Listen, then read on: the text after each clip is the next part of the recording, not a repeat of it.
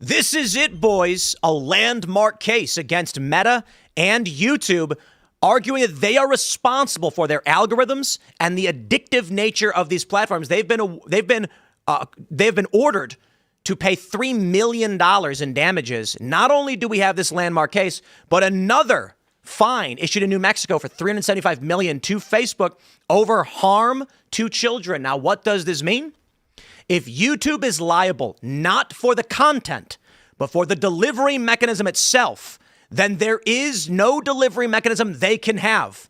That means content must just be without algorithm, based on you subscribing, and that's what you get. Discovery has to be organic. Now, I don't know how this will play out, but we did just have a hearing on Section 230 a week or so ago, and that is the protection that allows it, or that shields these platforms from liability if a third party makes a comment on their platform. So let's say I say something like that the AG in Virginia tried to kick a dog, right? He can't sue YouTube for it because I'm the one who said it.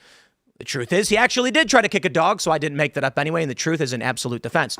But what's interesting now is, based on what we are seeing in arguments being made, Section 230 may get blown up, which is a component in ending the independent media space on social media and turning the clock back to a time when there were only a handful of channels and a handful of approved commentators. I think that's where we're going to be going. So we'll talk about that. Plus, ladies and gentlemen, we are going to the moon. NASA has announced $20 billion to go to the moon, build a moon base. So we're going to talk about that stuff. And then, I guess there's Iran war stuff. Allies are like, okay, Trump will help you. But we're so tired of talking about it. And it's kind of scary because it's war, and there are weird prophecies about what's going to happen. A comet is about to graze the sun and explode. Most people haven't heard this. It's crazy. You might be able to actually see this in the sky early April. And then people are talking about this guy who claims he was abducted by aliens. And he said years ago, it's like 12 years ago, he said in April of 2026, Israel and Iran will be firing missiles at each other, and then orbs will rise from the ocean. I'm not kidding. This interview actually exists, and people are freaking out about it. So we're going to talk about that. And of course, the new trailer for Harry Potter came out, and everyone's wondering how black Snape is. The answer is very, and we'll address that as well. Before we do, get a great sponsor for you. It is Venice.ai. Sam Altman said ChatGPT will get to know you over your life. Indeed. ChatGPT also has the former director of the NSA sitting on their board right now. Edward Snowden called this a willful, calculated betrayal of the rights of every person on Earth. Additionally, they're shutting down Sora, so you can't even make videos on the platform anymore. That's crazy. Anyway, my friends, it took us too long to truly understand what social media companies were doing with our data over the last decade. Are we really going to make that same mistake again? OpenAI has hinted they may even require users to provide a government-issued ID. Venice.ai utilizes leading open source AI models to deliver text, code, and image generation to your web browser. There's no downloads, no installations, or anything. Private and permissionless. They don't spy on you or censor the AI. Messages are encrypted, and your conversation history is stored only in your browser. AI can be extremely valuable, but we shouldn't need to give up our privacy to use it. The Venice Pro plan unlocks the full platform and features including PDF uploads for summaries or insights, the ability to turn off safe mode for unhindered image generation, and that doesn't just mean naughty images. It could be political images that other platforms don't let you make. You'll get the ability to change how Venice interacts with you by modifying the system prompt. Very cool. So go to Venice.ai/Tim. Use code TIM. Check it out, man. It's a weird time. We got a lot of critiques of AI, but at least you can get some privacy and utilize a tool that's not going to do weird things. But don't forget to also smash that like button. Share the show with everyone you know. We're going to have a lot of fun tonight. Joining us to talk about everything and more is Mike Benz. Hello. Who are you? What do you do? I'm Mike Benz. I advocate for free speech on the internet. I like free speech on the internet. That's a good thing. Well, glad to have you. Thank you. Actually, I will also mention you've exposed a conspiracy against me. Yes. I think, what you said, the Atlantic Council? You were targeted by the Election Integrity Partnership, the Atlantic Council, the University of Washington, the Stanford Internet Observatory. Oh, it's worse than I thought. Africa. They did a whole presentation about how you were the origin point of a malinformation incident during the 2020 election cycle, and they tracked. And it was about ballot harvesting, right? It's about ballot harvesting. Which is completely true. Yes. That's crazy. Well, that's the thing about malinformation. Right. You know, it started off with disinformation, and then they tried to distinguish mis and dis. And they said, you know, what happens when something is true and we can't even engineer a fake fact check, it's just true. But if people know this is true, they'll think this thing we don't want them to think. Like if they know that there's a myocarditis risk because the CDC published a peer-reviewed study on this, or PubMed, that's going to be malinformation. It's the same thing with like the ballot harvesting. Yes, it's true that it happened, but if you believe that, it will lead you to think the election's not secure, and so therefore you're contributing to a misinformation narrative. My whole point was ballot harvesting is largely legal. It's allowed. It's a strategy that should be utilized by Republicans, and they're like, he's figured out how he's going to help the Republicans win. Let's lie about it. So, thanks for coming. This should be very interesting. We talk all about it. We got Elaad hanging out, of course. What's up? Good evening, everybody. Ian and Carter are hanging out as well. What up? Greetings. Let's jump to this story from NBC News. Jury finds Meta and YouTube negligent in landmark lawsuit on social media safety. The jurors awarded the plaintiff $3 million in damages, finding Meta 70% responsible for harm caused to her and YouTube responsible for 30%. They say that the LA County Superior Court jury said that Meta's and YouTube's negligence were a substantial factor in causing harm to the plaintiff. It awarded them the money. We know this. The trial began last month in LA County, which included testimony from Mark Zuckerberg and other tech executives, was the first in a consolidated group of cases brought against Meta and other companies by more than 1,600 plaintiffs, including over 350 families and over 250 school districts. Guys, what they're basically saying is that YouTube and Meta knew their platform was addictive and harmful to children. We also had this from TechCrunch just the other day. New Mexico just handed Meta its first courtroom defeat over child safety, and the rest of the country is watching. A jury in Santa Fe on Tuesday ordered Meta to pay $375 million in civil penalties after finding the company misled consumers about the safety of its platforms and endangered children. So where does this go? It's actually quite simple.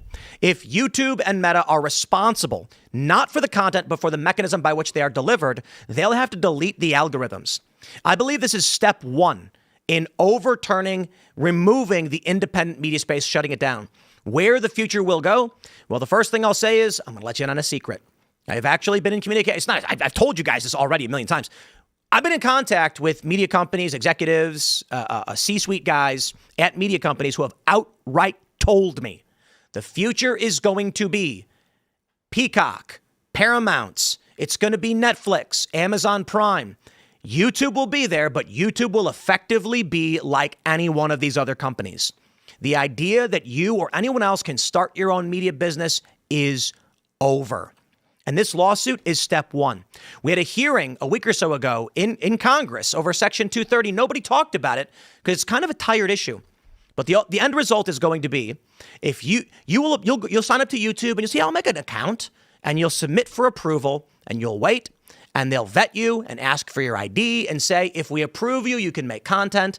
And then you will, and nobody will be able to see it because they won't be able to create any algorithmic delivery mechanism. Only those who have the money to advertise and do paid placements will be seen.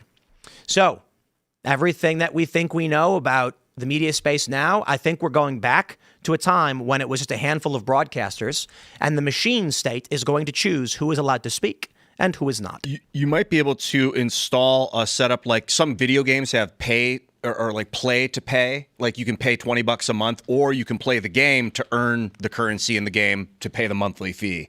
And if you could do that with like internet, so either the rich could pay to promote their stuff, or if you use the website enough, you generate enough internal activity that you can use that to pay for your advertisement and keep up with. So like the power users can keep up with the money men. That would be a possibility. Also, I think decentralized tech and mesh networking, like now's the time to start really drilling that in, because if we wait until they say you can't do it, it's going to be a lot more annoying than if we get it installed now and everyone controls their own media, uploads their own, has their own server on board, and then people can follow them and cross network narratives and things like that. I think this case is really about how, as a society, we're struggling to deal with the impact of social media and how it affects not only our youth, but even adults. And in this case, there was some 9-year-old who was using all the social media apps, and she blames them now for her mental health crises that she has.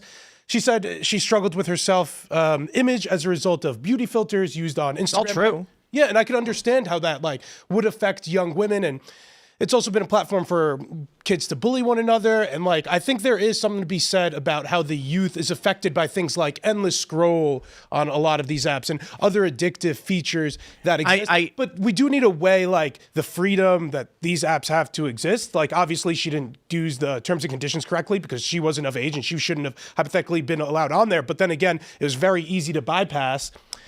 I think we're struggling as a society with that issue. And also, as far as this case goes, though, I don't see a case in which they don't appeal this, and it'll probably make its way up to the Supreme Court. Mike, maybe you have some thoughts on that. I was going to add just real quick. Did you see that X has begun rolling out the region filter? I don't know if I haven't seen. I saw people talking about it. I don't know if it's actually been rolled out. Have you seen this?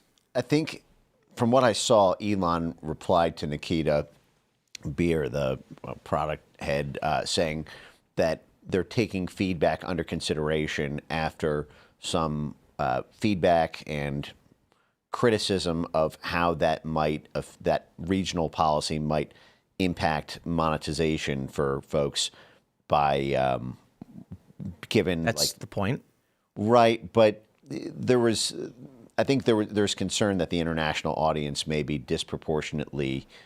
Oh, bro, I'm banning everybody. Nuked. Yeah. If you are in Bangladesh, you will never see another word from me, nor will you be able to reply. I will disappear from existence.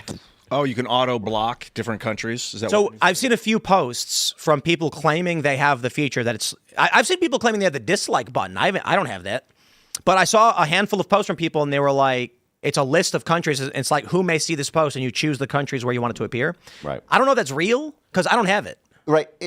I don't know either. What I saw is Elon reply and say to a reply to Nikita saying this is disproportionately impacting. Yeah, I'm a French person and I use this platform every day and it's a source of income. Right. And because of the filters, this is basically going to have a disproportionately negative impact on me being outside the United States. And here are the following reasons, and presented a pretty internally consistent, argument about it. And Elon replied and said something like, "Thanks for the feedback. We're still considering this policy and its implications." There are a few issues to consider. I mean, if you're an American who's in another country, are you going to block that from seeing anything? That could be weird. But the problem I have is I do not want replies from Bangladeshis pretending to be Native Americans. That's not a joke. That's an actual thing that's been happening. There's a bunch of senators pretending to be Native Americans. Can we? Yes, that's also bad, but that's a one-of-one instance. With the Bangladeshis, it's like a million times. And again, literally, people uncovered when they rolled out the region identifier feature, like probably dozens of Native American accounts saying things like white people stole our land, but it was Bangladeshis exploiting cultural issues. I mean, could you imagine, Mike, if there was like, say, a dude who was just tweeting incessantly about American politics, but he lived like, I don't know, in Malaysia or something? Don't drag me into this, Tim. That'd be nuts. I do this every. Look, It's a reference to Ian Miles' show. But look, at the same time, okay. So Don't drag me into this. okay, all right. At the same time, I'm an American who speaks prolifically about elections that happen in other countries. And I do this from an American perspective, but I am, I have a platform. When I say something about what's happening in Hungary or what's happening in Spain or Germany, France, there are news headlines about it that will say former State Department official Mike Benz, said this, and that becomes a story or ignites a scandal in a foreign country. And with the audience that I have, they can drive amplification, and they could make the argument that this is like American outside interference through some because foreigners in our region, in Hungary or France or Spain or Brazil or whatever, are impacting our own internal dialogue because of the size of the platform they have. And to me, I think that's fair game. There's no monetary contribution. It's not like there's a FARA registration type thing. It's hard to be able to have it. I think there is something beautiful about the global nature of X. Yeah, we could see the Ayatollah's tweets. I agree to an extent. It's a problem. I like how they're changing monetization. They said that they're going to reduce the amount of money you make off foreign countries. We have to, because what's happened is there is a pool of money that is going into X ads. And they were just basically like, based on the replies you get, the engagement you get, you'll get a share of ads. Now, I have a conspiracy theory as to what that's really about, but put a tack in that, we'll come back. What happened was, when this first launched, people who were on X at the time, who were really making content and posting things, were making great money. Some people were getting like 20, 30K a month. And they're not even a couple 100,000 followers. Like, it's big, but they weren't like in the millions, but they made content people engaged with. The money started to go down. We found out that a bunch of people in India, again, not a joke, literally, made accounts and would all reply to each other in mass. And they would say, how is your day going? It's good. And they would just spam blast each other. And then all of a sudden our money went down and people were like, this is why they're pulling from the pool, producing junk. So that needs to stop. But I will add this as an aside. I believe the monetization system on X has nothing to do with engagement monetization. I think it is incentivizing engagement for AI model training. And so the argument originally was you don't get money based on views of your tweets. Advertisements appear in the replies. So it's the engagement to your replies that will generate money because that's where the ads are, right? Well, that also doesn't quite make a whole lot of sense as far as I'm concerned. And what I think actually happened is that Elon Musk bought Twitter because he wanted the fire hose. This stream of human consciousness of people just blasting out what they're doing. Excellent AI training data. Then he wants more data. So he says monetary incentive if people reply to you. I put out a tweet. We call them tweets. BuzzFeed included me in an article because their writer, Hannah, what's her name? Something, I don't know. She's retarded. And I made a joke, a very obvious joke. When the war with Iran started, I said, is there literally one reason why we shouldn't take over Iran or Canada for that matter or Mexico? Which is obviously a joke and everybody understands it's sarcasm. And she screen grabbed that like, look at these MAGA idiots. Well, I tweeted, this is why we should repeal the 19th. Another joke. And the first reply was a bot, a very obvious AI bot with this long-winded and saying like, you can't even, it was just a response where it was like, she made an argument and you can't even respond with one. You insult her and everyone deserves rights, blah, blah, blah, blah, blah. Here's the point. I believe these bots are part of the AI training. What does the AI know? It knows what we've said, but not how we've replied or corrected it. So right now on YouTube, something interesting is happening. A lot of AI content has stormed the platform. And YouTube has begun asking people if the videos look like AI slop. And people are going, yay, YouTube's going to start deboosting AI slop. Wrong. They are using that to train VO. When an AI video is made, they say, is this slop? And when you put yes, it sends the data to VO and says, this is bad. Don't do it. Fixing it. And then people will look at good videos and they'll say not slop. And they'll say, this is good. It needs the human response to correct it. So on X, you make a post, a robot responds, and the human goes, well, yeah, how dare you say that to me? And responds, providing insight beyond the first layer of human input, second layer input. This is like the AI theory of CAPTCHA, right? Like, that's true. It's real, though. You're actually, this is a fact. That's corroborated? Absolutely, 100%. So the Google... You're training everything. Yeah. You're training cars to drive. Yeah. So reCAPTCHA originally, like the first iteration we saw was 2 words would appear, and it would say, type in the 2 words to continue. Yeah. 1 word it already knew. That was the key. The second word it did not know. That's funny. So the way it works, when you type in the first word correctly, it's assuming both words will be correct then. And by corroborating corroborating what it does know, it creates a strong data set to figure out what these other words are. And they were scans from books. The reason why they appeared bent and warped, it's because it was an image scan from a book, and we taught the AI how to read. This is some Ender's Game shit. Oh, yeah. And so CAPTCHA today, it says like, find the streetlights. And you're like, oh, the streetlights, this proves it. Yet you're training cars to drive. It's crazy. I have a subscriber on Twitter that I think is an AI subscriber. It's my first one that it keeps asking me to talk about graphene. It's paying me money every month now, and it like really wants to talk about graphene. It's really weirdly written. It might be a human. Wait, that's your thing. But it feels like it's an AI inciting me to talk about graphene. I'm like, is this a foreign op? What is this? I mean, look, if you were an industrial stakeholder in this, because the other thing about the bots is that they're there immediately with like 3 paragraphs. Yep, instantly. And like, these like very cogent, but obviously like slanted towards a particular thing. Like there's this one like X-ray, like Democrats, like bot that like replies to like a third of my posts like immediately. It's like the first one, and it's like some systematic attempted takedown of like every point in it, but like slanted towards the idea of like MAGA are scum, and it's like, because it's first, it gets. You know how like, you can tell almost always? More engagement. So they use M dashes a lot. The M dash. Dash gives it away. Yeah.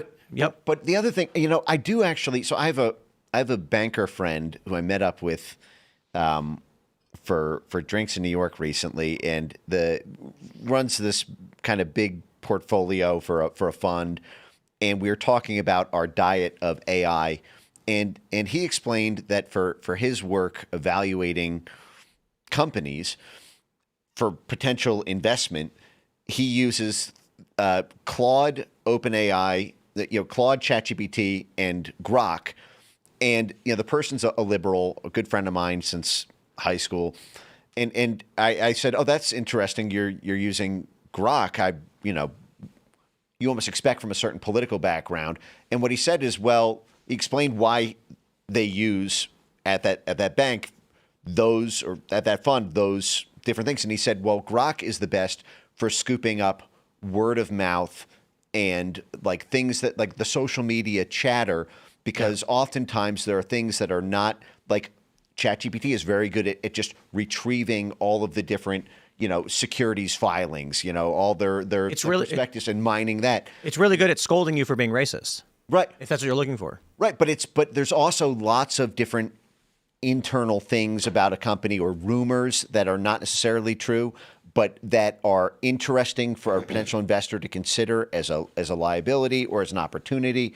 And so it's like sweeping the word on I thought it was very interesting that for a high end, a huge fund with lots of capital on the line, that Grok provides a service specifically because it allows the mining of the chatter on X that is not really able to be easily mined by Claude or ChatGPT because they don't have the proprietary, they don't have like I don't know if it's the API access or whatever it is that allows them to do the mass sweeping. So, well, it should be interesting. But let's jump to this next story. We got this from NBC News. NASA to spend $20 billion to build a base on the moon. Here we go, ladies and gentlemen. And what I really love about this is that it once and for all definitively proves we can go to the moon, and that everybody who ever doubted this was completely wrong. And the moon is also real, and there's no moon base there already, nor are there Nazis on the other side of it. And it's actually really easy to get there, and we've always been there, in fact, and we're going back because it's not hard to do, and it'll be really easy. I think this proves that we've been to the moon, and I think that's what Mike Benz was telling me before we went live, actually. I don't know, maybe Mike can... He was telling me quite a great deal about how we've been to the moon. I think he said he'd been to the moon. Big moon. He said he was there, and he said he actually met moon people. He's a moon kind of guy. Yeah, he's in the moon fit tonight in the white with the white Tims too. Yeah, look at him. Look at him. He wants nothing to do with this. Michael. Been to the moon. Mike, what's the evidence that... Well, let me read the story for you first. Let me read the story. NASA is canceling plans to deploy a space station in lunar orbit and will instead use its components to construct a $20 billion base on the moon's surface over the next 7 years, its new chief, Jared Isaacman, said on Tuesday. Isaacman, who was sworn in at the agency in December, made the announcement at the opening of a day-long event at NASA's Washington headquarters. It should not really surprise anyone that we are pausing Gateway in its current form and focusing on infrastructure that supports sustained operations on the lunar surface. The Lunar Gateway Station, largely already built with contractors Northrop Grumman and Vantor, formerly Maxar, was meant to be a space station parked in a lunar orbit. Repurposing the craft for lunar surface base is not simple. Despite some of the very real hardware and schedule challenges, we can repurpose equipment and international partner commitments to support surface and other program objectives. Now, the truth is, my friends, we've never been to the moon and we can't go there because the firmament is in the way. And Elon Musk is actually not trying to create satellites. The purpose of SpaceX is to create powerful weapons that will break through the firmament so we can escape and release the upper oceans. I'm kidding, by the way.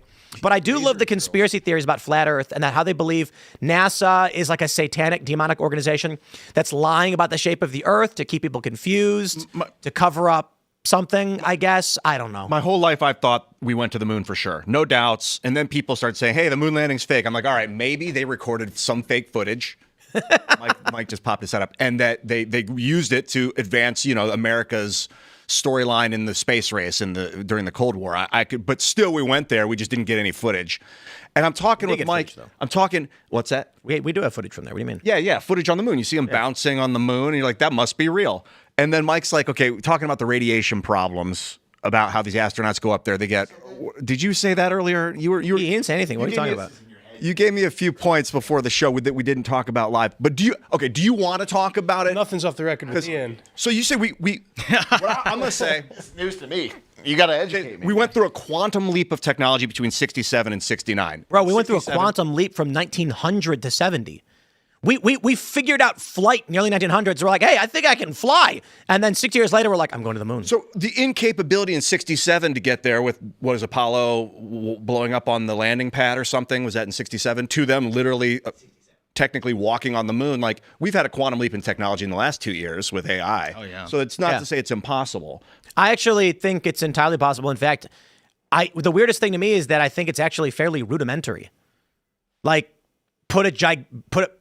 make a rocket, blast people into space without, I think the real theory that is more interesting to me is the space graveyard. Alex Jones talked about it quite a bit. He said that the moon is an astronaut's graveyard. I bet that's true. And we know about, you've got, what's the guy's name? Gagarin? Was that the guy? The first guy in space? Yeah.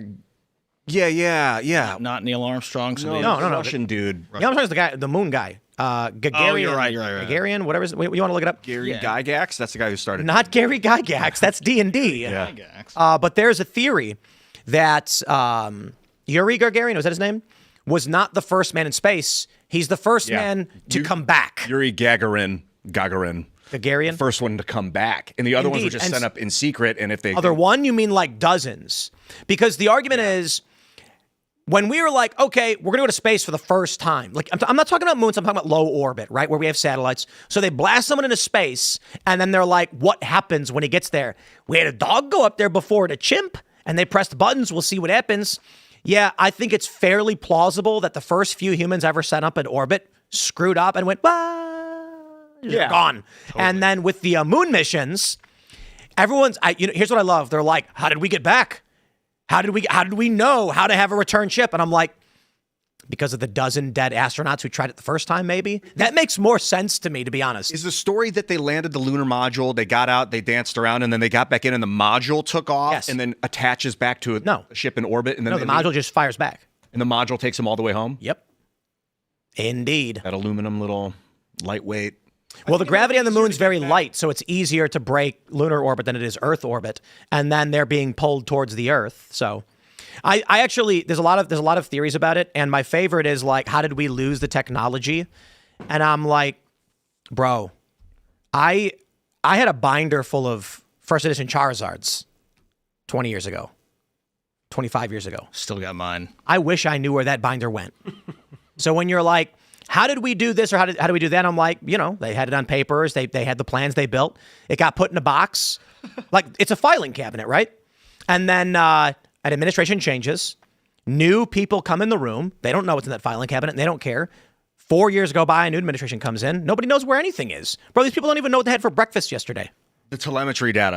You're talking about the telemetry data of like... No. The technology for radiation shielding and things like that. And it just disappeared after the... I think disappeared is a conspiratorial way to frame it. I think, once again, I had a box of Magic the Gathering cards at the castle. I don't know what happened to them. I had these like, maybe we know where they are. These like 2006 Battle Bond or something it was called. It was like booster packs, and it was a package with booster. I don't know what it is. Is it still, are they unpackaged? I might have it. I'll look into it. There you go. I mean, maybe you've got them. I have a Battle bunch of Bond or boxes, something? unopened boxes. I'll check. Yeah, no idea. And so people are like, how do we shield for radiation? I'm like, there's a bunch of ways you can do it. There's water shielding, which is there was a diver who got sucked into a nuclear power plant intake valve and was swimming in the pool. Fine, because that's what we use, water to shield for radiation. I wish we had like an expert or somebody that knew something about. Well, we don't. Sort of info about mold, maybe mold being used inside the spaceships to prevent radiation. Here's the thing. Cosmic radiation. There's a million and one reasons why the U.S. would want to fake going to the moon, and that's the political thing that's easy to understand for most people. We're in a Cold War. We're losing the space race. The Russians had everything. They had Sputnik, and that freaked people out. And so, to terrify our enemies and make it look like we're bigger, We say we went to the moon and we do this Kubrick's soundstage thing. But I think the challenge I see with it is you're asking me you're arguing there's two conspiracies at the same time. You're arguing that this great leap to the moon or this great soundstage cover-up, planned mission, faked thing. Both of them are extraordinary claims. So all I can do as someone who was not alive at the time is just default to what we know. And currently we have rockets, we have spaceships, we have shuttles, we have a space station. I would not be, look, if you came to me and said, how did we get through the radiation belt? I'd say they died. Like, that's why I think the space graveyard makes the most sense. We absolutely would try, and then if we couldn't, they'd just fry themselves and die. Maybe if you like built the spacecraft out of gold, but then they're not reusable, it was a waste of money. Gold? Because it's a superconductor, it might be able to help the radiation. Like, yeah, with water would be a good one. Water shields radiation. Dude, spacecrafts made out of water would be the most amazing thing. That's fluid spacecraft, dude. That's Today a Star it's Trek silly, episode, but in 50 actually. years we'll be talking about it. That's a Star Trek episode. In fact, they've theorized things like this already. There's an episode of Star Trek where they encounter some strange animal in outer space. It turns out it was an organically created spaceship. So it was made of organic materials, water, and I got to go inside its body. This one's for you, Michael Benz. Okay, forget about the past. What's that? Is he here today? Do we have the technology today to go to the moon? Because they're saying they're going to, or is this just a big puff up, get people unified into a thing that they try and mess with us about? Well, you're going to have a lot of military contractors making a lot of money. And I think part of the reason to spend $20 billion on it is that you're going to have a lot of R&D that comes out of this regardless of whether you end up with a moon base. Didn't we invent, like, there were a bunch of inventions made. I think like certain plastics were invented in the original space race. Yeah, there's just an incredible amount. I mean, the ICBM technology was, had just an incredible amount of breakthroughs because you're basically taking. I mean, the space program grew out of the ICBM. I mean, basically, it's just a glorified ICBM with humans inside. Right? They're like, we're going to go to the human cannonball. Well, here's this is probably the best argument for the moon landing that we did not moon landing conspiracy theory is that you want to build ICBMs. You go to the public and say, we need to spend at the time the equivalent of $200 billion on rockets. They go, what for? We want to put 12 nuclear warheads in the tip of each one, launch it into the stratosphere, and then rain down hellfire, wiping out every major city in Eastern Europe that threatens us. And people are going to go, oh my God, no. You go, we're going to go to space and go to the moon. And they're like, oh, that sounds fun. So they give you all the money, you build gigantic rockets, and they go, yay! And what you're really doing is creating multiple independently targeted reentry vehicles, or MIRVs, which can launch into the stratosphere and then deploy 8 to 12 warheads, one of which could wipe out the entire eastern U.S. seaboard. Oh, the Nazis did that with their automobile program in the 30s. Everyone thought they were funding all these cars, and they were really funding tanks. I wonder if the U.S. government's doing that right now. Help us with our... Now, real quick, back to the point you were making, because I pulled this list up. Cordless power tools, memory foam, freeze-dried food, water purification, scratch-resistant lenses, space blankets, Mylar space blankets. Wow. We use those for emergencies when people are having, like they're freezing or whatever, or they're cold. You put a Mylar blanket on them. Wireless headsets, digital imaging sensors, integrated circuits and microchips, infrared ear thermometers. Wow. CAT scan, medical tech, the amount of things that were invented or advanced due to the space race, it's actually pretty crazy. Yeah, we're looking now graphene with like Cermets. You've got these like nanomaterials that can handle extremely high heats. So I bet they're amped to start testing this stuff in space. But I think, Mike, you were saying like sending drones is the way. Well, I don't know if you said this, but that we should be sending drones and not humans. Particularly, we've been doing that. Yeah. I mean, if you think about this. Bill Clinton had this funny thing in his biography about this that anyone could look up. But there successive presidents since Bill Clinton have pledged to go back to the moon. Barack Obama had the famous Constellation program inherited from the Bush era, where the goal was to use this sort of Orion constellation program. It was going to have a manned space flight at some point during the Obama administration. James Van Hoften, who was a a International Space Station NASA astronaut, then retired and joined the National Academy of Sciences, penned a series of long memos to the incoming Obama administration, cautioning him not to attempt to go back to the moon, having just been on the International Space Station and serving for long periods there. They felt it was completely unsafe, and anyone who attempted the program would end in disaster. Any of the astronauts on board with the current technology and state of the program would die, and that we don't actually even have good scientific data on the exposure that astronauts would have on the way there, because at that time in 2008, there were only approximately 12 American scientists that were all in their 70s who even studied human biology, space radiation issues due to a number of reasons. But he basically said we need to completely swap out this manned space flight program for a completely unmanned one and replace the humans with basically electrospectrometer devices to do this mass measurement so that we could actually know what we're up against on the way there. And he cited in particular that there's something called the North Atlantic anomaly, which is the point at which the Van Allen belts start early because of the tilt of the Earth's axis. It's basically over Brazil. It's this point where, typically the belt started around 300 miles above the Earth's surface. It starts about like 50 to 100 miles earlier over this particular section of the Earth. And they said we get shooting stars through our eyes every time we pass through the North Atlantic anomaly. The shuttle itself, the space station itself, has malfunctions during that period, so we need to shut off certain electronics. Yeah. It's a unsafe period simply in low Earth orbit, and that's at the very, very, very tip of what is effectively a 65,000 mile traverse through that as it gets more and more intense. And it turned out that the readouts from that, which were a giant FOIA fight between the independent research community and the government data collected, showed that the data, the radiation levels were like 3,000 times higher than what I think the IA, the IE9, not the IEI. It's that the models had predicted, and that this has caused this dash to try to solve this catch-22 issue that the giant paperweight program. We spent I think $15 billion on this. The NASA version of the Dragon type thing, which never went anywhere after 15 years in development. So the biggest dud in human development history.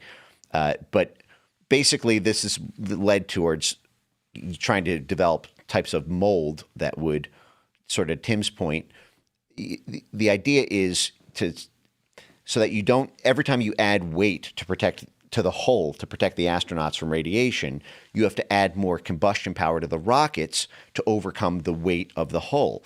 But the more combustion you add to the rockets, the more destabilizing it is to the hull. So you need more weight added to stabilize the hull. And the idea is, well, if you can solve that by having effectively a radiation-eating mold that coats the interior of the craft, you would not need to deal with these huge high combustion engines that require an insane amount of coolant and shielding and all this. They're easier to control. They have less malfunction. But that's something that the Department of Energy has been working on for like 15 years now. And this actually flared up in 1968 when the Russians did the Zond 5 mission, which is what spurred us to pursue Apollo 8, which was the first traverse around this was basically Christmas 1968 before the 1969 Apollo 11 missions, where they orbited the moon but didn't land on it, and they read passages of Genesis and the Bible.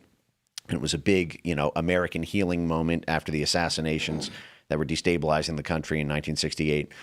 But at that time, the Soviets previously circumnavigated the moon with turtles on board. And so I think the thought process was, well, it's kind of safe to do it because turtles can, but turtles are what are known as extremophiles, radiation extremophiles.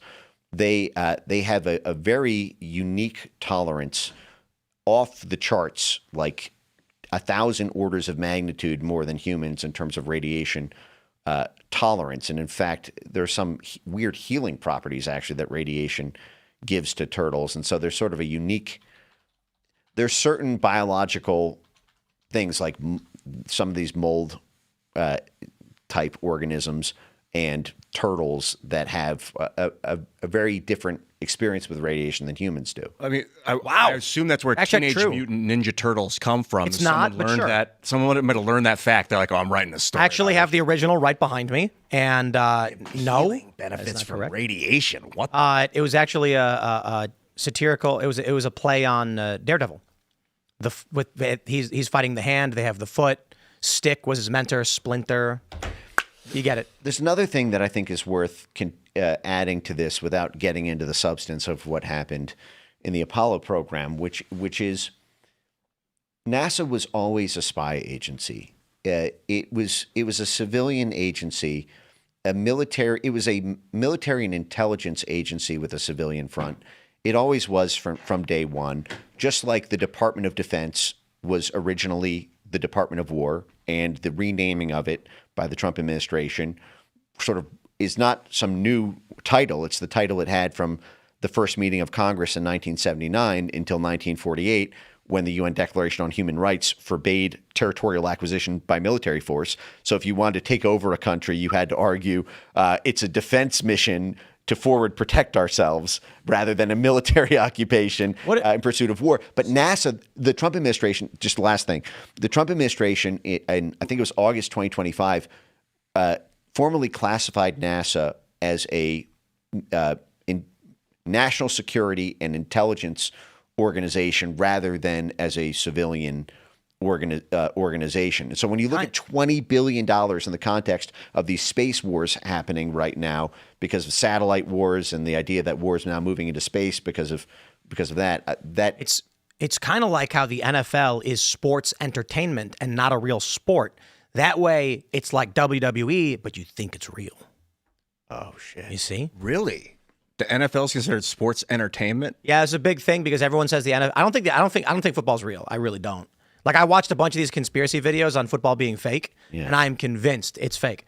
Like, I don't know enough about football to tell you the name of the players, but there's one that happened like in 2022 where like a Ravens player could have tackled, or like someone could have tackled a Ravens player and they like jumped towards him but then turned running away to make sure he made it and got the touchdown. Like, we know about the rigging scandals at the NBA too, but I don't know if it's true or not. I just believe it. Well, they're also a tax-free nonprofit, right? That's the point, right? Let's jump to this next story and get crazy with it. We've got this tweet about this guy named Chris Bledsoe. So his story apparently is that he was abducted by aliens in 2007, but they gave him a vision. When he came back to Earth, he knew we must hear of this vision. And in it, he describes that in April of 2026, and I believe this is from like 12 years ago, is what they say, that Israel and Iran would be in a missile exchange, and then orbs would rise from the oceans. What year was this? So my understanding is this interview is old. It's from like 12 years ago or something. It looks old. Yeah. And I put this in writing to the Pentagon in 2012 when I told this. Okay, so this is not in 2012, but this was a while ago. One thing she told me was, when you see Iran and Israel exchanging missiles, and I saw it, the way she tells me is a vision of, I see it like a living picture screen. I could see the rockets flying. Then all of a sudden, orbs appeared out of the ocean and everywhere. Great. And I told the government, if this happens, the orbs are going to appear and wake people up and stop it. That's what she told me. April 2026. Yeah. And okay, you've put yourself in it there, Chris. It's okay. There's going to be Chris Bledsoe says April 2026 is when it all happens. But I can tell you this, when I told this to the government about 2026, I just repeated what she told me. So there's a bit more, and this guy's actually appeared on a bunch of other podcasts. I believe he was on Sean Ryan's show as well, more recently. I don't know the exact time of this, but there is some interesting stuff going on. A comet was recently discovered, and it's going to slam into the sun on April 4th. So this is a sun-grazing comet that could be visible to the naked eye during the day, but it's going to enter the corona of the sun and may be destroyed for all of us to see. That's awesome. Yeah. There's also been a series of meteor strikes that people have noticed, and I think there were 5 in the last week. So people are starting to, I'll put it like this. There are a lot of people who believe the end of times are going to come, and there's been 1,000,001 predictions, and they've never come true. So naturally, people are pulling up things like this and saying this proves it, especially with Netanyahu saying that the Messianic era will come, but not by next Thursday.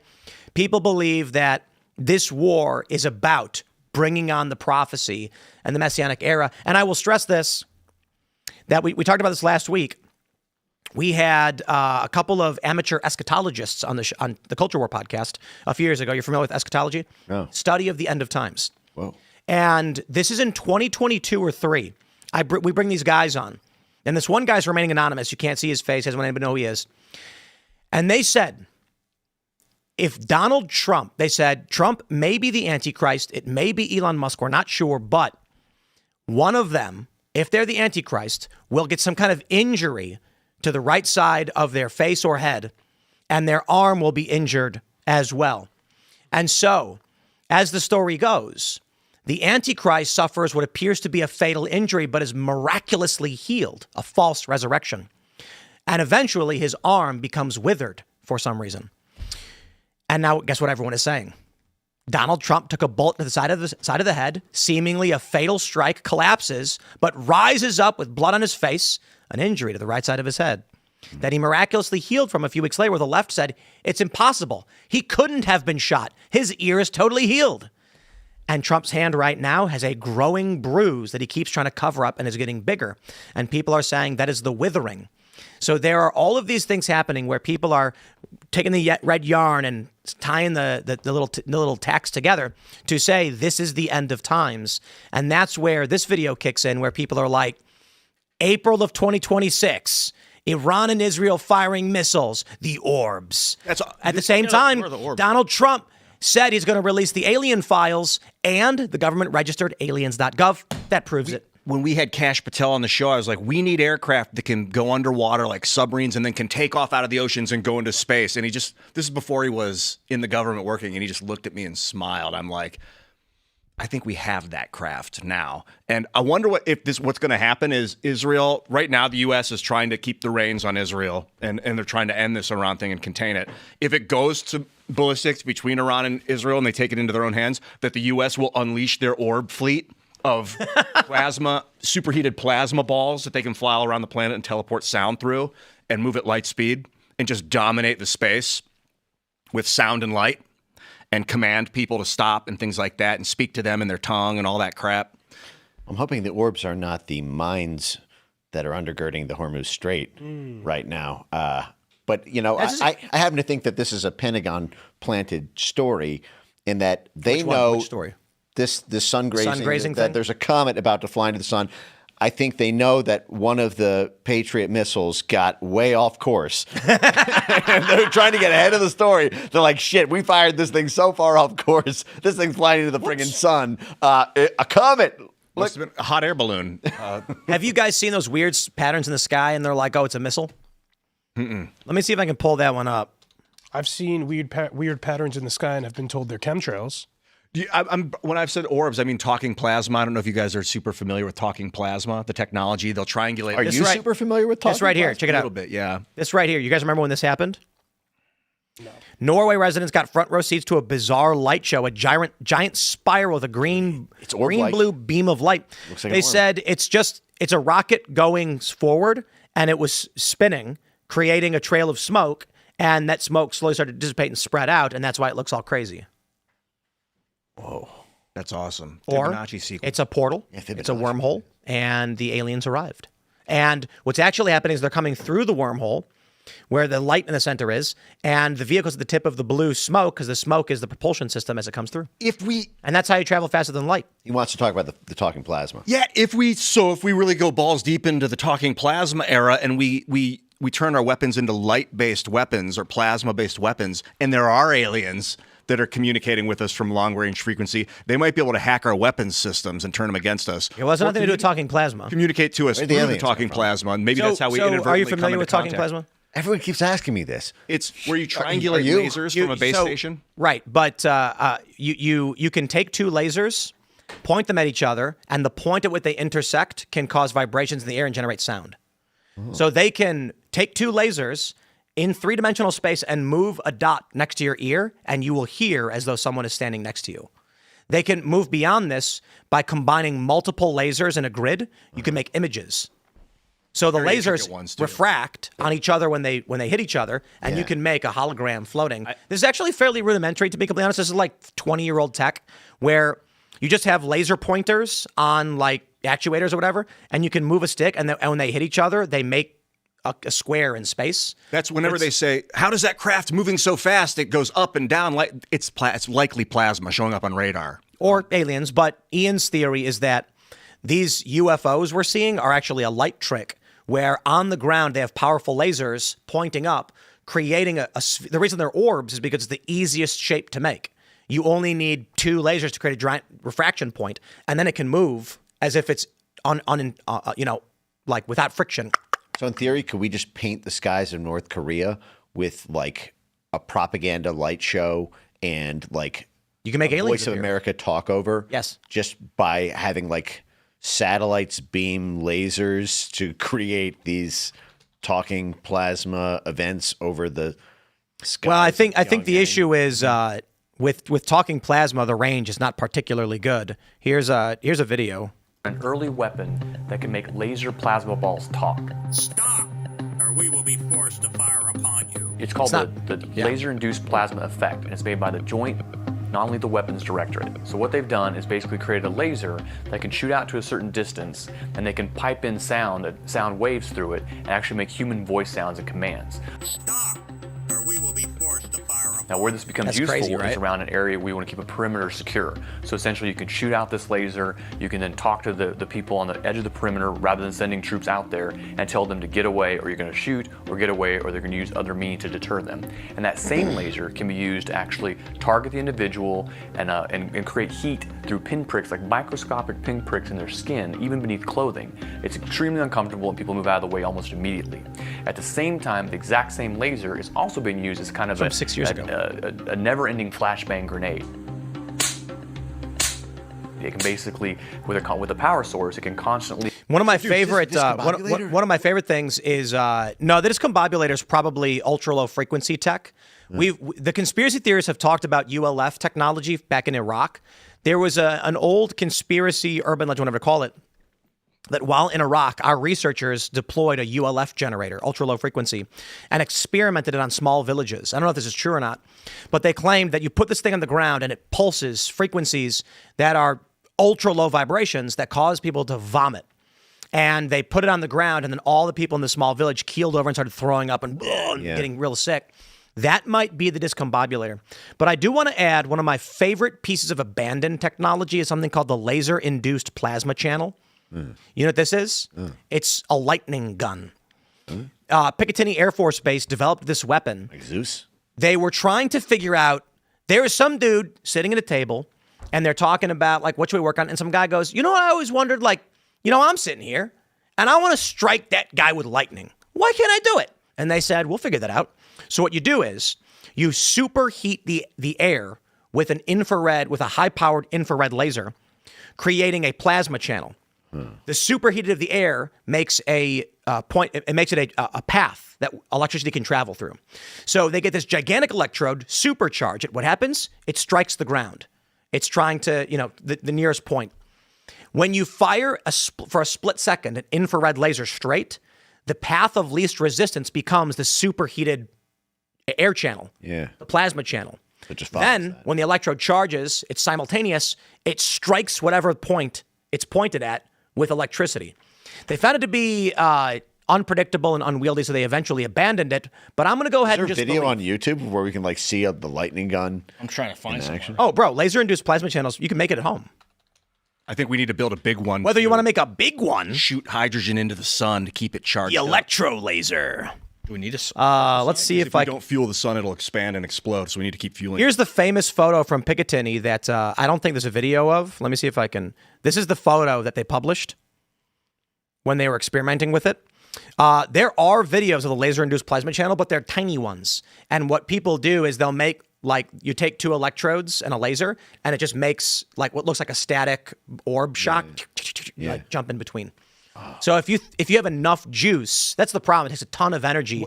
The reason why we're never going to have laser weapons, the easiest reason, I want to shout out Venture Brothers. Have you ever seen Venture Brothers? No, I thought this was like a laser sponsor of the show. I thought that. No. So there's a show called Venture Bros. It's kind of old. Fantastic. And it's a parody of like Superhero and Johnny Quest. And there's this really funny scene where the main character is this like government scientist who makes a bunch of crazy stuff, but it's very meant to be like realistic and dysfunctional. And so he's selling off he's doing a yard sale. And one of the supervillain has a henchman who's a nerd, and he shows up and he's like, is this what I think it is? And it's a lightsaber, and he presses the button, and goes, and then he's like, oh, and he wants it. And then he's like, how much for this? And then the scientist goes, oh, I don't know. I made it for the military, but they said we don't sword fight anymore, which is an amazing point with all the people who think lightsabers would be a great weapon, because the military would be like, we don't sword fight anymore. What do I need this for? So a lot of people think we'll get to the era of like plasma rifles or laser guns, which is never going to happen because the amount of energy you need to make a directed energy weapon is massive, and the amount of energy you need to fling a small piece of lead at a person is very, very tiny. So when you're actually talking about you want a guy to carry a gigantic backpack with batteries on it so he can blast you with an infrared laser which will burn your skin, or you can take this tiny little bit of powder. This rock. Yes, exactly. And whack. You need both. They'll have shields that block the lasers, and then they'll have armor that blocks the ballistic. I think you just need a power source, like fusion packs. I've never seen any evidence that they exist. No, there's no. But listen, the point ultimately, even with fusion packs, we're talking about a tiny little bit of stored energy in the smokeless powder. Tiny little bit. You don't got to carry that much. And I can send a chunk of fully like full metal jacket or whatever kind of round you want, flying at 3,500 feet per second. I guess we use a railgun in space because there's no oxygen to combust, or we'll need to keep the oxygen on board. But railguns, we can just fling bullets like with magnets. Oh, and I don't even know if we have to do that, to be honest. I mean, you could put like little rockets would just rip through any vessel in outer space. If we actually had space warfare, it would be nightmarish. There's no shields. One rocket would just rip through the ship and everyone in it's dead. Yeah, it's super vulnerable. I got to shout this out, though. Remember when Space Force was launched? Yeah. And then they had pictures of people wearing like standard uniforms like jungle camo. Yeah. And all the liberals got mad. And they were like, Trump is so dumb, he made jungle camo for outer space. And then someone was like, here's what a space uniform for Space Force should actually look like. And it's a uniform that looked like space and stars. Yeah. And then people had to inform them, Space Force is not, for one, sending people in spaceships to go fight in space. Two, don't expect those people to be free floating around in space without spaceships. And three, Space Force is ground operations for weapons in outer space. But that's liberals for you. What do you expect? When we were talking about the talking plasma, you played it earlier. He said that you can make a ball of it and then transmit sound through it, or you can point it at someone and burn their skin. I was visualizing one of your squad members will be a being of light. He will be a plasma human. He will be, I am here with you. Let's go. And he'll be running alongside you. And then he'll just jump inside an enemy, and the enemy will get fried by him because he's the plasma. And then the guy will fall down, and then he'll reappear and be like, let's go. It's going to happen. Can I ask, when did the government register Aliens.gov? You mentioned that in passing. You didn't know that story? No. A week ago. Let me pull that one up. Was it a week ago? That's when I heard the story. During the war. Of course. That's fascinating. And the first joke was, are they actually talking about illegal aliens, or are they talking about aliens? Yeah, is this aliens a real legit government psyop? There you go. Do you guys know? Let's put up real quick. We'll talk about it. This is from Defense Scoop. White House registers new alien-related.gov domains as DoD tackles Trump's disclosure directive. So this is alien and aliens.gov, and it's coming at a time Trump said he was going to release files on UFOs. Now, our understanding is that the websites are for self-reporting for individuals who witness UFO or UAP phenomena to submit that story so they can track it. Guys, there was a story that I covered about a UFO somewhere in like Florida or whatever. and you knew that the news organization desperately wanted to pretend it was true, because in the story they say, like, witness says they saw UFO, strange occurrences. A man was a pilot for the Air Force, and he saw these strange vehicles flying through the air. At the very bottom of the story, it was like, the event took place 70 miles from the Advanced Aerospace Weapons Research Lab for the Navy. And I'm like, you knew that the whole time, and you wanted to frame it as though it was aliens, when the whole time you knew it was advanced U.S. military technology. Thank you, and have a nice day. That's my question. So my point real quick is the real purpose of Alien and Aliens.gov is to try and track what people are seeing it's twofold. When we experiment with new weapons, did anybody witness it? Tell us, what did you see? Well, guess what? Then the Men in Black show up and say you didn't see anything. Or if we've got stealth technology, or we've got, we're trying to do camouflage or perhaps cloaking technology, did you see anything? And if an enemy flies a drone and that gets reported, they'll be like, That's this is true, not too. one of ours. Remember the drones over Jersey? Yeah. Dude, I think it's true. Where Marco Rubio and Secretary Hexeth were staying. There's At some it's military right. base It's right. Very recently. Yeah, Like, and that means it's allegedly aliens. That flying proves it. over different military bases. Are they going to run an alien psyop on us? They're trying to get Well, access I'm to looking. Aliens.gov. I have a search running for a particular CIA cable that I just thought was funny, and you saying that this was done a week ago is just hilarious. This is March 18th, 1 week ago. That's so crazy. Are you guys familiar with this 1954 CIA cable? It was, I have it pulled up here. It's called Telegram from Operation PB Success Headquarters in Florida to CIA stations in Guatemala, January 30th, 1954. And there's a key line in this CIA cable. The context is the CIA had a plot to overthrow the government, and the government found out about it and was beginning to saturate the state-owned radio stations with revelations of this CIA plot. And the CIA cable has this key line: if possible, fabricate big human interest story like flying saucers in remote area to take away play from the revelations of this, potentially busted CIA plot. And so I thought that was, here it is on state.gov, history.state.gov, official U.S. government website. I can text you this link if you want to put it on screen. It's I wouldn't be able to pull it up from my phone. okay. Well, this is it. If you want to just like search those terms right there. If you Telegram from Operation PB Success, and this is effectively in the height of a years-long effort to topple a foreign government. The CIA presses to fabricate a story about aliens to take away play from the potentially complications in an in-process military intelligence operation. I'm not saying that's what's happening here. I just think it's very funny that if you run a Control F for flying saucers, you'll see, or I'm sorry, for it should be Nope. Well, hold on a sec. I think you have a different one. This one. So this is not the right one. It should say 89, not 89. Yeah, there's it's 80. If you just put that in, you have 186 up there. Is there that you it? go. There you go. Type in saucer or something. Oh yeah, look at that. There you go. So fabricate big human interest story like flying saucers and birth sex tuplets. Right, and you'll see it says paper must be read in light, with razzle dazzle preceding the Organization of American States. So basically, what they're saying is, and if you read the context of this, basically directive for the CIA's media assets to, make a big stink about these crazy human interest stories. It's specifically to take away airplay and distract the population from, the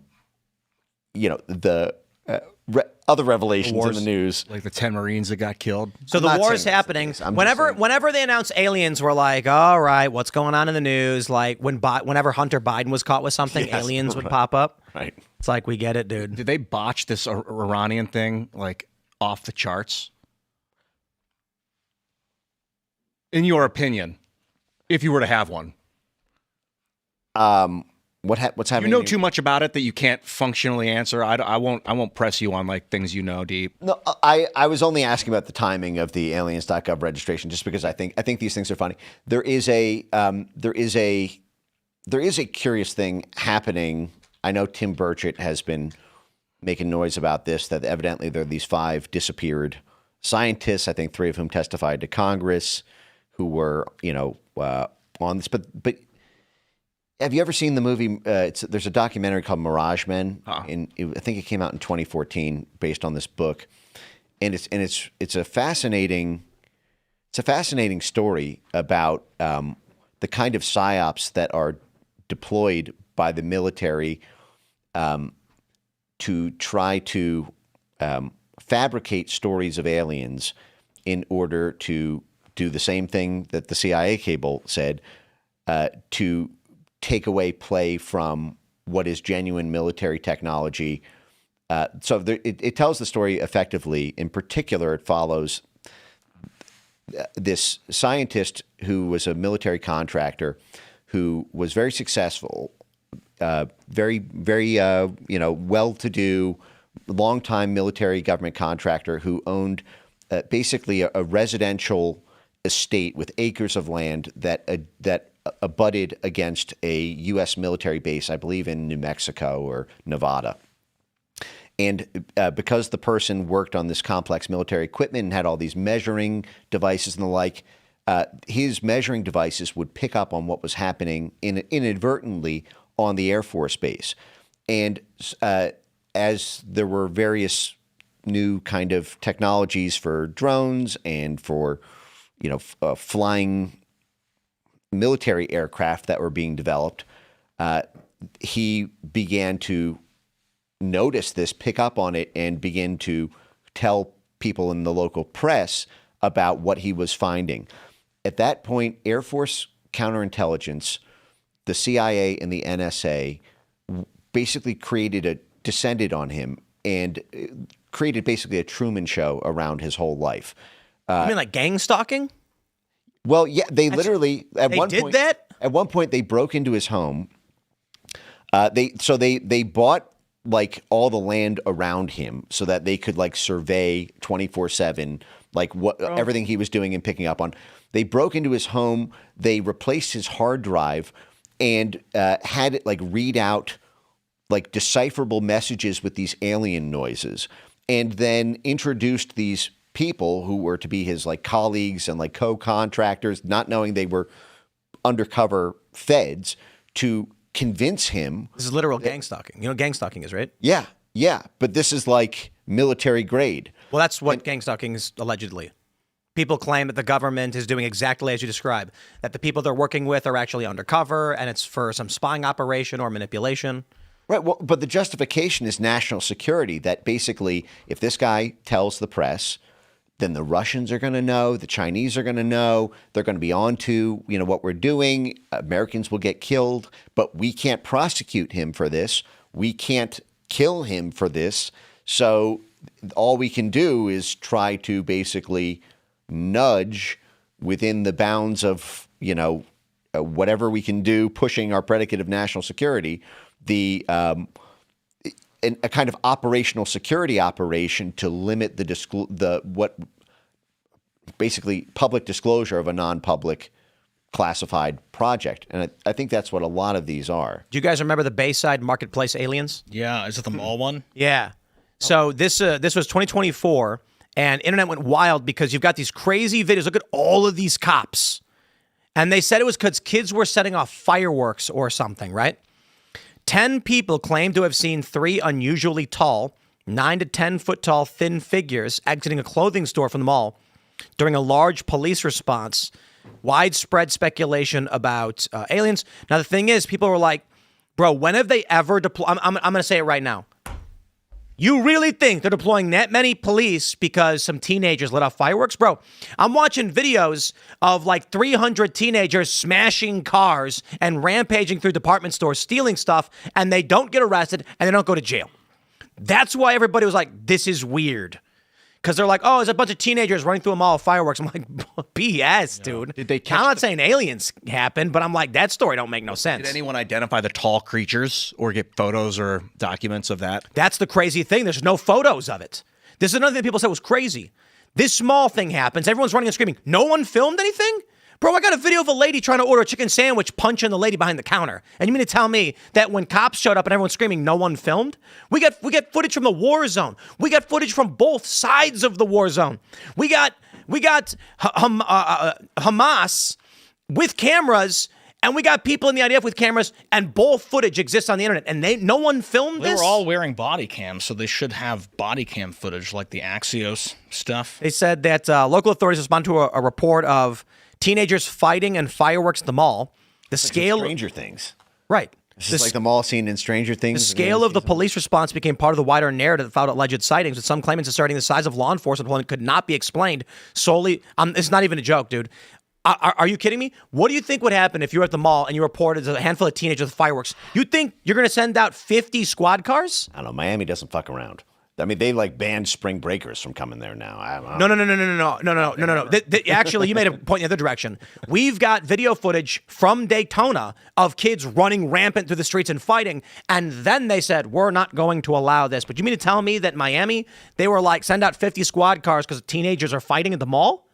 So here's what they said. I just stand Miami because it's like an unbelievably safe place. So look, January 1st, initial calls to local authorities reported a disturbance in the mall involving teenagers fighting. Multiple individuals began posting accounts on social media describing 3 tall, slender figures exiting a clothing store. Reported heights range between 9 and 10 feet. Witnesses described the creatures having elongated limbs and humanoid silhouette. Some described unusual skin tones.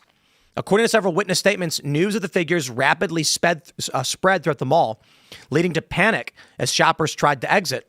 The Miami Police Department publicly stated the primary incident involved teenagers causing a disturbance and that there was no evidence supporting an extraterrestrial encounter. Now, fine, that may be, but again, if there was a shooting, you'd not have that many police.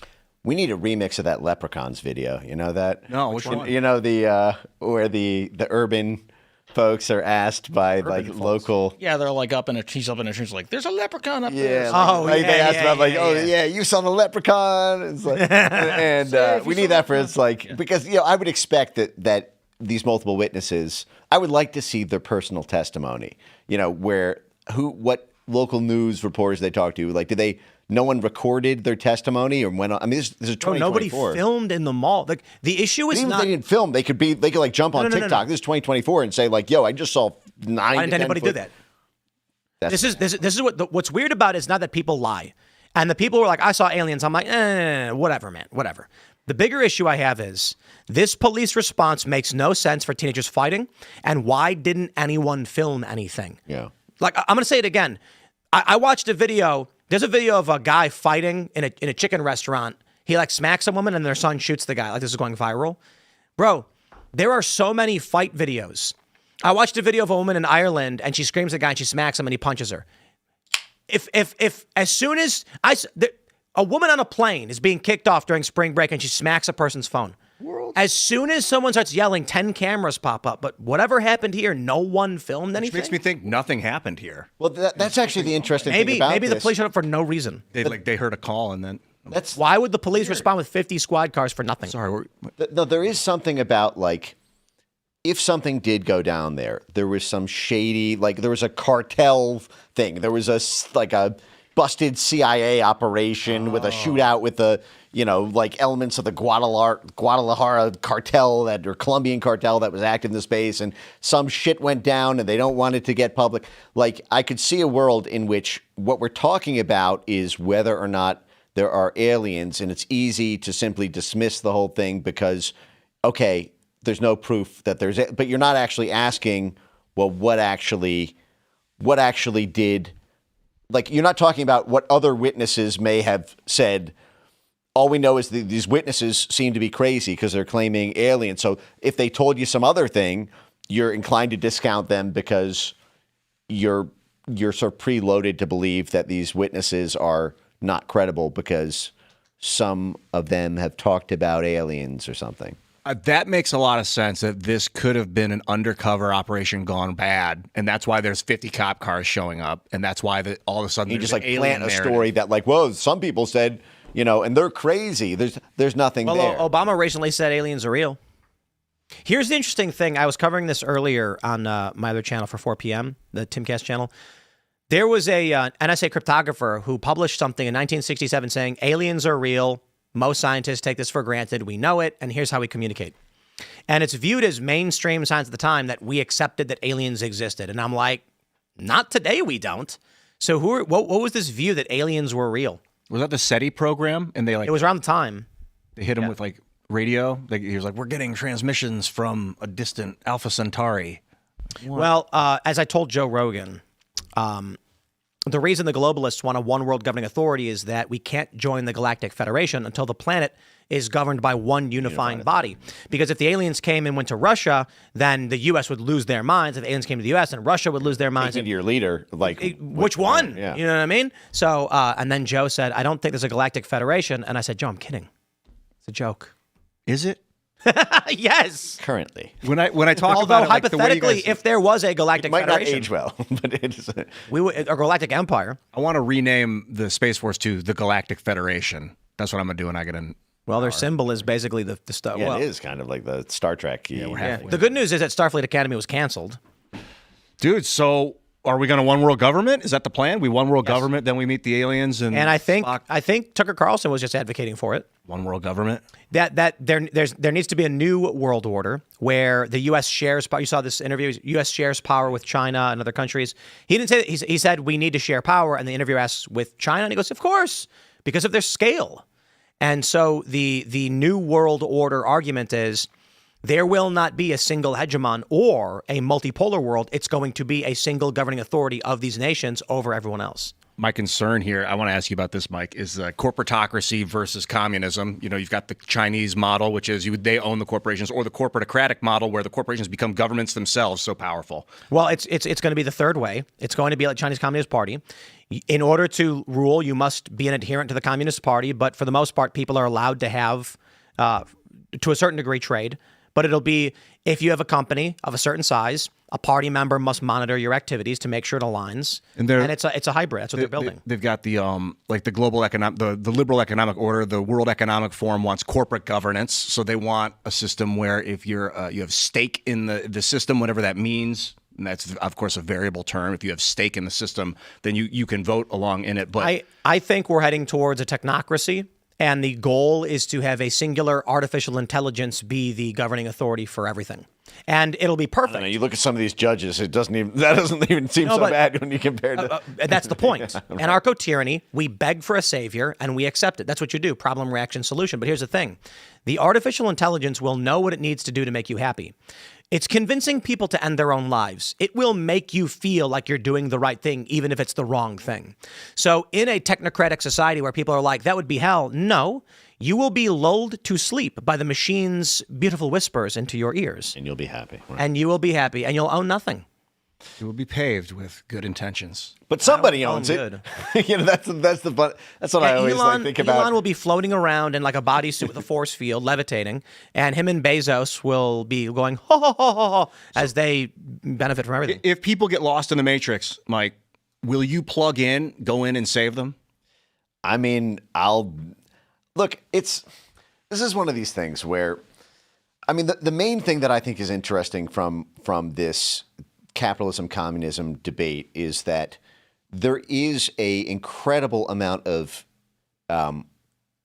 capitalist profiteering from communist policies that I think is underappreciated by a large part of the conservative movement. Like, if you think about things like climate finance, clean energy, public health, vaccine, products and the like, how many of these markets are made by government-imposed mandates, government subsidies and the like? Like, it's actually very capitalist in the sense of the acquiring of private capital for a company like Pfizer to push sort of government control over the industry, because the government can mandate that we take buy their products effectively, that we are forced to do that. Same thing with like a lot of the clean energy and climate finance stuff. These are multi-trillion-dollar markets, public health, energy. And what you have are these like hedge fund and private equity folks like George Soros, where you've got hundreds of millions of dollars of investments. Like, I think about this a lot. The Biden administration basically overthrew the Bolsonaro government in Brazil because of which was a U.S. aligned government, the Bolsonaro one, very friendly with the United States, a huge amount of trade and investment, longtime friendly relations, but the Lula government that the Biden CIA and State Department, USAID, and U.S. military all supported in this 2022 event that they pulled off, that government was this like left-wing sort of communist, socialist communist type government, highly aligned with China, pledged on the campaign trail to join Brazil up with the China Belt and Road. Why would the Biden State Department basically pick a winner in a foreign country's election that would divest from the United States and pick our rival for its trade deals, for its satellite, for its agriculture, for its infrastructure development? And what you look at is, okay, well, that was a Democrat administration.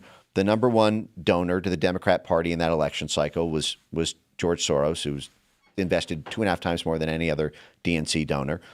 At the time, he had a large stake. It was his largest running ever consecutive equity, because he mostly takes short-term positions. But he had something like a 19-year, like a very long-running equity investment in a company called Adecoagra, which is this big, like,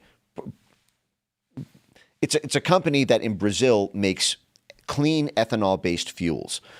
And because it's not competitive with diesel in the market, the only way to actually get that product to take off is to have a government mandate that in Brazil you have to use this type of fuel, and you can't use these sort of more hydrocarbon-based fuel alternatives. And basically, day one, Lula enacts this ethanol fuel mandate, directly profiting. So you have this like left-wing guy who a lot of people say, Soros is a socialist communist, but he runs a capitalist hedge fund and private equity fund. And you have the party that he has gotten into office through $100 million in election cycle donations, and therefore he gets say over the personnel at the State Department and White House and CIA to enact these policies, and they immediately turn around and implement a kind of communist socialist energy policy, but the whole thing is profiting his capitalist business. And so you have this kind of inversion of communism and capitalism that plays out. That's just an example in the ethanol business. But again, if you think about things like vaccines or public health or any number of right. These type of businesses. And yeah, let's jump to this viral video from Drewski making fun of Erica Kirk, and a lot of people like it. A lot of people are pissed off. But let me just start by playing the video, and then we'll show you some of the responses. It's titled "How Conservative Women in America Act." Feet. Is that him? Yep.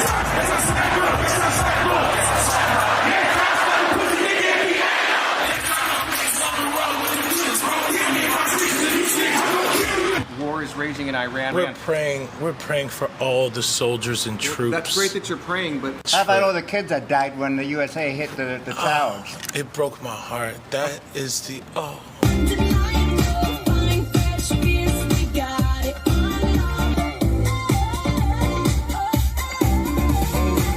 In what ways have you grown closer to Jesus? I serve a righteous God. And that is why we say our prayers.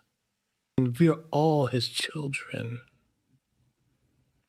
But when I say children, I mean like the holy, blessed. Blah, blah, blah. This is hard to watch. It's so boring. And Drewski bringing back whiteface, though. I like it, boy. Looking good, home. Did we give him the pass? Yeah, this you has gotta- now I got can do blackface again. 4.6 million views, 31,000 retweets, and of course the algorithm for me shows everybody being like, "How dare you? How dare you?" And I just want to say that we are dealing with what I would describe as mass formation psychosis. I recommend any one of you go into Threads and just look at content related to Erica Kirk. I wouldn't be surprised if she were to walk out on the street, somebody would just beat her to death. The amount of psychosis on Threads and coming from the left, and largely just women, has freaked me out. So when you go on Instagram, it'll recommend threads to you. And usually the threads that I get recommended, like, let me pull one up. It's usually like, I don't know, Star Trek memes or something. Let's see if I can get recommended a thread and see what it tries to give me. And it's funny because whenever I want it to recommend threads, it won't do it. Now it's just recommending Malcolm in the Middle videos. Give me that thread. And it's not loading. But I'll go on Threads, and then I saw a post from some random woman with like 7,000 followers, and she said, God help me, Erica Kirk, you will get what's coming to you, mark my words. And I'm like, what the does that mean? And then I start scrolling through these posts, and it's women being like, as veiled of death threats that could be. And I'm like, this is just all over Threads. There is a mass formation psychosis around this woman that makes literally no sense. Yeah, what's going on? I saw today that someone said Joe Kent was going to testify with Tyler Robinson. He said he would if he was called to do it. And he would effectively testify on behalf of Tyler Robinson. And I say effectively because his point was he was barred. He says Kash Patel barred him from investigating any foreign interference or other parties' involvement. And he would testify to that, All right, I'm sorry. He said they told him not to because if he did, the defense would call him to testify. That's what he said. Well, but there's some important context here because the interviewer said you realize that by saying that on record in your statement that the defense counsel in the Tyler Robinson case can cite that in his defense if he pleads not guilty and say that actually it wasn't me who did it, it may have been some other thing and the FBI didn't do that. And we know that because this individual made this public statement. And the interviewer said, so because you said that, you know that you could be called as a witness by the defense counsel to testify under oath that is true. And he said, I recognize that. I would not welcome that, but I recognize that I would do that. I will say this. I would bet large sums of money that just got Tyler Robinson found not guilty. Because I'm going to put it like this. Yo, if I was on the jury of any criminal case and the defense said, we're going to call this person to testify, subpoena him, and say, when you attempted to investigate potential ulterior stories or other suspects, were you barred from doing so? Yes, I was. I'm on the jury and I hear that. I'm going to be like, what? So the job is to investigate all avenues. I'm sorry. If I'm on the jury and there's a guy sitting there and they're like, there's no direct video of him doing it, but there is video of a person who looks kind of like him and there's all this evidence. But then you say, we did not explore all avenues. We were ordered not to do it. I'd say, well, now I have doubt. Right, but then the prosecutors would then call an FBI, someone in the FBI chain of command to testify that as to the reasons for that. You'd have to. What's the reason? Well, you could argue that ODNI is not a law enforcement, authority. That for whatever reasons relating to, and again, I'm not invested or particularly up on the nuances of the Tyler Robinson case, but I could see a world in which the explanation they offer is that, because of the time sensitivity and focus on the existing leads, expanding this and the delays that would cause in the process and the compelling nature of the evidence. That is not a good argument. Well, but a jury on cross, they're going to say you heard it from their own mouths. They did not want to spend the time required to actually investigate other avenues. And that means they settled on this guy without even looking into potentialities. How can you trust that this is the right person? Well, okay, but then that would then get to weighing the evidence as to the strength of the Indeed, which we'll need to see. Because, for example, if he had said, listen, the FBI barred us from investigating whether aliens did it, and he testifies under oath, the FBI barred me from aliens. No, but hold on. But you'd have to show the strength of the evidence of the leads that compelled him to, basically ask for that broadened investigation and for the FBI to validate and pursue leads. And they're going to ask the FBI agents. This individual that is the suspect in question was apprehended within less than 24 hours. Did you pursue any other leads? They'll say we pursued many leads. Yes, but you. Well, they had the two false suspects at first, right? Right. That's true. And they're going to say you settled on this guy, and the investigation took less than a day for you to determine that he was the suspect, and now here you are prosecuting him. And we've heard from the federal government's counterterrorism that he wanted to investigate. Now the question is why, but he wanted to and was barred from doing so. Does that not create doubt? Well, that to me is the key question hanging over the whole thing, which is that many people are dissatisfied with the so-called official explanation, but the little attention that I've paid to it in terms of the evidence presented of a coherent alternative story, it doesn't matter. But that would become the core question. I was with a Navy SEAL right after this happened, and he said to me, the moment I saw that video, I said 30-06. And this is a guy, he's a sniper and he's a trainer, and he was working security for us. And he says, the moment that happened, I said 30-06. And I was like, man, I wish I filmed myself saying that because I watched it. And then I said, why are people claiming it's not the case? And he's like, I don't know. He said that in his experience, everyone knows bullets do everyone weird saw the things. watermelon video, I think. And they're like pigs and stuff. And he said, bullets do weird things. You don't know the load of the bullet. Could be old. Who knows? But he was like, from the sound of it, that's what I thought. And I've talked to a bunch of security experts, and almost all of the regular people that I've talked to about it who are like weapons specialists or experts, or who are literal snipers, or at least have training from the military, are like, yeah, it's possible. It seems kind of weird, but I've seen weird things. You've had SEALs who are like, I got shot up and like a bullet was lodged in my back and it went from the front, went around my back. But the point is, these shows have created doubt. And so that means if any one of these jurors has been exposed to this, they're going to be saying in their mind, this is impossible. They're lying to me because I know, because I heard that podcast. They are making this story so ubiquitous that you will not be able to present evidence in court to change their mind because the jury will be tainted. And they're going to ask people, they're going to get jurors. And I'm telling you guys, go on Threads and look at some of this insane stuff. George Takei is posting about Erica Kirk. It's psychosis. George Takei, eagle-eyed internet users noticed an odd change to the bookshelf in the background of Erica Kirk's video compared to her late husband Charlie Kirk's same background. Oh dear. What? She changed the book. I don't care. But the level of psychosis is so pervasive that I guarantee you, we just saw this. Nick Sorter, the woman who was accused of attacking him, got found not guilty in Portland. Oh, geez, I'm surprised. That happened, right? You're going to have this trial, and they're going to bring a jury, and they're going to ask questions. Do you watch this show? And they're going to lie. Because in their mind, they're going to be like, I'm not going to let this conspiracy, I'm not going to let Erica Kirk get away with this. And they're going to lie, and they're going to get in the jury, and they're going to lie again. So I would not be surprised if at this point, Tyler Robinson is acquitted, or at least as a mistrial. Mike, do you think it was Tyler Robinson who was responsible for the killing of Charlie Kirk? Yeah, I just haven't.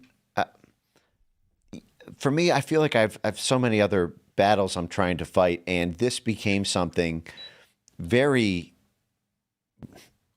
divisive very quickly, and I feel like to be able to speak cogently about it, you really need to invest hundreds of hours and really go through. You think it's that complicated? I mean, well, I try to abstain from it because it is so. Let me. But I understand it's a huge cultural. Let me put it this vector. way: combine Candace's show and Ian Carroll and the rest of these individuals with what regular people think about Erica Kirk. Add to the fact that when they go on the stand, the defense is going to ask the FBI, they're going to say, here are several social media posts of individuals expressing foreknowledge of the events that day and the assassination of Charlie Kirk. Why was this not investigated? Why are these people not investigated? Where is the information on them? How did they know? They don't have an answer. Well, I think part of the counterweight there is going to be what actually is the strength of the evidence against Tyler Robbins. No. I'm going to pause you again. We have social media posts from individuals who said, Charlie, it's going to happen tomorrow. We covered this right when it happened. Regardless of the evidence of Tyler Robinson, they're going to ask, was it possible these other individuals who expressed foreknowledge and were called out by major media across the board were involved, or the individual in question? And they might say the evidence against Tyler Robinson is overwhelming, as you'll see, and they'll say, but what about the possibility of other involvement from individuals, which the FBI barred Joe Kent from investigating? So a couple things on that. First, I seem to remember at the outset of this, the FBI attempted to widen the investigation into these Steam and Discord channels to look at. I don't know what the state of. I presume nothing has come of that because I just haven't heard about it. Because they've never explained how these people knew it was going to happen. But the other part is, if you remember the Oklahoma City bombing, there was, a prosecutor by the name of Merrick Garland, who was the prosecutor in the case, and there was the famous question of how do you know McVeigh did it? There are all these other people involved. In fact, the day one coverage was, for the first 3 weeks, there was a manhunt, a very public manhunt to identify this John Doe number 2. And how do you know it was Timothy McVeigh? There's all this shadiness about the sudden. The FBI changed its story and said, actually, there was no John Doe number 2. He never existed. This is after basically 3 weeks of a nationwide manhunt complete with a sketch of what this person could have was supposed to have looked like. And at trial, there's an exchange in the transcript from the McVeigh trial where the line of questioning is effectively to the prosecutors. I'm sorry. I think it's McVeigh or one of the witnesses, talks about John Doe number 2, and Merrick Garland replies something to the effect of, "It doesn't matter if John Doe number 2, John Doe number 3, or John Doe number 100 existed. Effectively, you are on trial, and we know you did this." But was the head of counterterrorism publicly stating he was not allowed to investigate by the FBI and then called to testify? That's the point. The point is, Terrence Hickey, said he was barred from investigating. Yeah, man. This throws that whole thing into question, in my opinion. Then, well, it's still an open question. What year was it? 94. This is 95, and to this day, in fact, there's still ongoing fights because all of the video cameras from the Alfred P. Murrah building, the footage was destroyed, even though they were remotely stored. None of them were. So now we're just questioning that alongside this. Well, there was a lot that happened in that. The CIA actually had a satellite over the Elohim City compound, and in fact, what's very interesting about this as well is there's an attorney whose name is Jesse Trenadu, who is. I don't mean to be rude, but I just don't care about the 1994 bombing. Well, okay. I was just only bringing it into evidence to say. And I know it sounds a little harsh or whatever, but no, that's fine. But I brought this into evidence because there's an exact example of a similar case study where this dispute played out in court, where the argument was the federal government did not investigate other leads, and the person was convicted. The issue that we're talking about is that you've got millions upon millions of people watching all of these shows that are not going to just accept a narrative from the television. Most people back in the day were watching a handful of networks and just accepted the results of whatever the news was. But now you've got people who are tuned in to these conspiracy channels. And if what you're saying transpires, that Joe Kent, his statement is introduced and they say to the jury, the counterterrorism wanted to investigate other actors. There is evidence of other actors and foreknowledge that was never investigated, putting gaping holes in this criminal prosecution. And if the jury ignores that as doubt and convicts him anyway, then all of these podcasters with millions of followers are going to make money and blast it out. And it is going to create a massive network of millions of people who are like, oh my God, the government did it. Israel did it. Well, there are two things on that. First, I think what I'll grant you is that there was a difference in the demonization scale of Timothy McVeigh versus Tyler Robinson. There was a full court government, media, civil society campaign that around Timothy McVeigh being the guy, public TV biographies of him maybe being a Nazi and having these, and it was a name on the tip of everyone's tongue. That has not been done with Tyler Robinson, so there is no offset of the sort of. Erica Kirk has been made the villain to half the country. Right. Because so you have right a, now you have a bought-in they look audience. at the alleged assassin with sympathy. And if what I've said has already gone massively viral to the tunes of tens of millions, that Joe Kent said we wanted to investigate a foreign nexus and we were denied. And when you add to that, we know there are social media posts from individuals who had foreknowledge, or at least appears they had foreknowledge. I got to be honest, I don't know how, we got to see what the evidence in the trial is going to be, but that is tremendous doubt.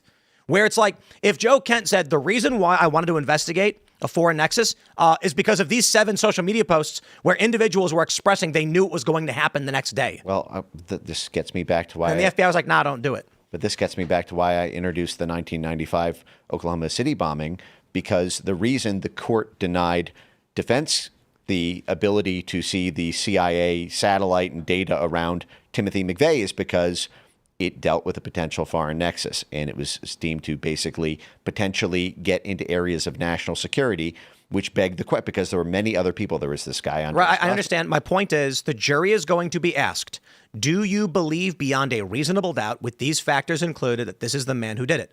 And I'm not telling people what to believe or what is true. I'm saying if they ultimately decide that these factors do not bring up any doubt in their minds based on the evidence, then you've got millions of viewers of these shows that view Erica Kirk as the villain, who are going to say that they're going to claim Tyler Robinson was innocent. They're going to claim that Israel did it, and this proves it.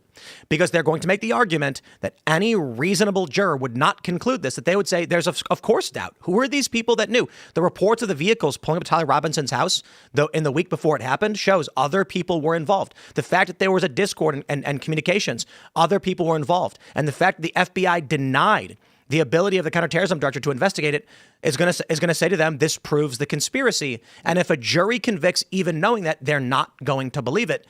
My point ultimately is with the Drewski stuff and Erica Kirk, and to shift a little bit to where this is going, the end result of this is the shuttering of YouTube, X, Instagram, etc. TikTok, all of these things will be tightly controlled. We are looking at a new order in social media, because there's a question now being asked. With all of the shows that appear on YouTube that are attacking Erica Kirk and lying about her to mass scale, and Turning Point USA, there's one guy who lied and said that Turning Point was paying a parking lot for social media services, when in fact he was in a shopping center with a UPS store and mailboxes. Turning Points and Erica have already sent out cease and desist letters to many of these people, but they've not yet gone to YouTube. So a new question has emerged. Section 230, which is under attack right now, and there was a hearing on it, protects YouTube for what these third parties say. The origin of Section 230 has to do with the Wolf of Wall Street. There was a website on finance. Someone commented something defamatory. A complaint was made about the website, to which they said, hey, we didn't write that. A commenter wrote that. Don't sue us. We didn't say it. And the argument was, it's published on your website. It's your responsibility. So they created Section 230 to say two things. You are not liable for what someone else, for user-generated content on your platform, and you will still not be liable if you decide to remove things that are objectionable. That's it. A new question has emerged.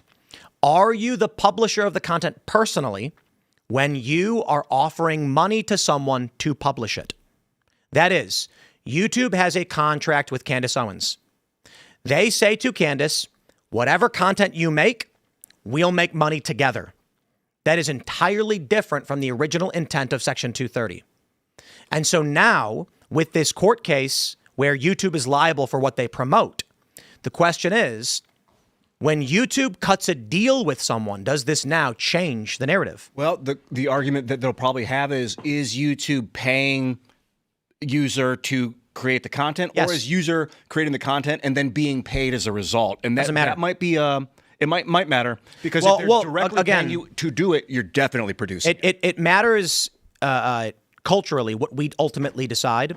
But I think the fair argument is if you remove YouTube from the equation and said, let's say this, Ian, you decide to rob a bank. I like this story already, dude. You decide to rob a bank. Okay. which is a criminal act. Yes, it is. And after the fact, they find that I was paying you to split out, that I had a contract with you, that I would provide the means to rob a bank to you in exchange for money. Hey, no. I didn't pay him to rob the bank. I paid him to generate, I gave him resources that he could use in any way possible to make money, but he agreed to share the money with me and however he made it. What if our contract inversely was, if you ever decide to rob a bank, we'll just split it? And I'd be like, yeah, it's a good contract. And then I robbed the bank and gave you Are half. you negotiating this contract right now? The point is this. This is a live negotiation. No, it's not. It's one thing if you were to say, my friend, the third party was rented Ian a car, and he had to share the profits from whatever he made from the car. And I'd say, I have nothing to do with bank robbery. He was using a car for deliveries, I thought. Not criminal. The issue here is that YouTube is explicitly saying to people like Candace Owens, the statements you make, we will pay you for. Is this through the partner program or is there an exclusive? Partner program. Okay. So the contract is you say things which potentially could be defamatory, but I'm gonna sell ads against it and we're gonna make money together. So the equivalent analogy would be here, Ian, I'm gonna let you use my car knowing that you do commit crimes and very well are likely to. In fact, I've watched you rob banks already, but you got to give me half no matter what.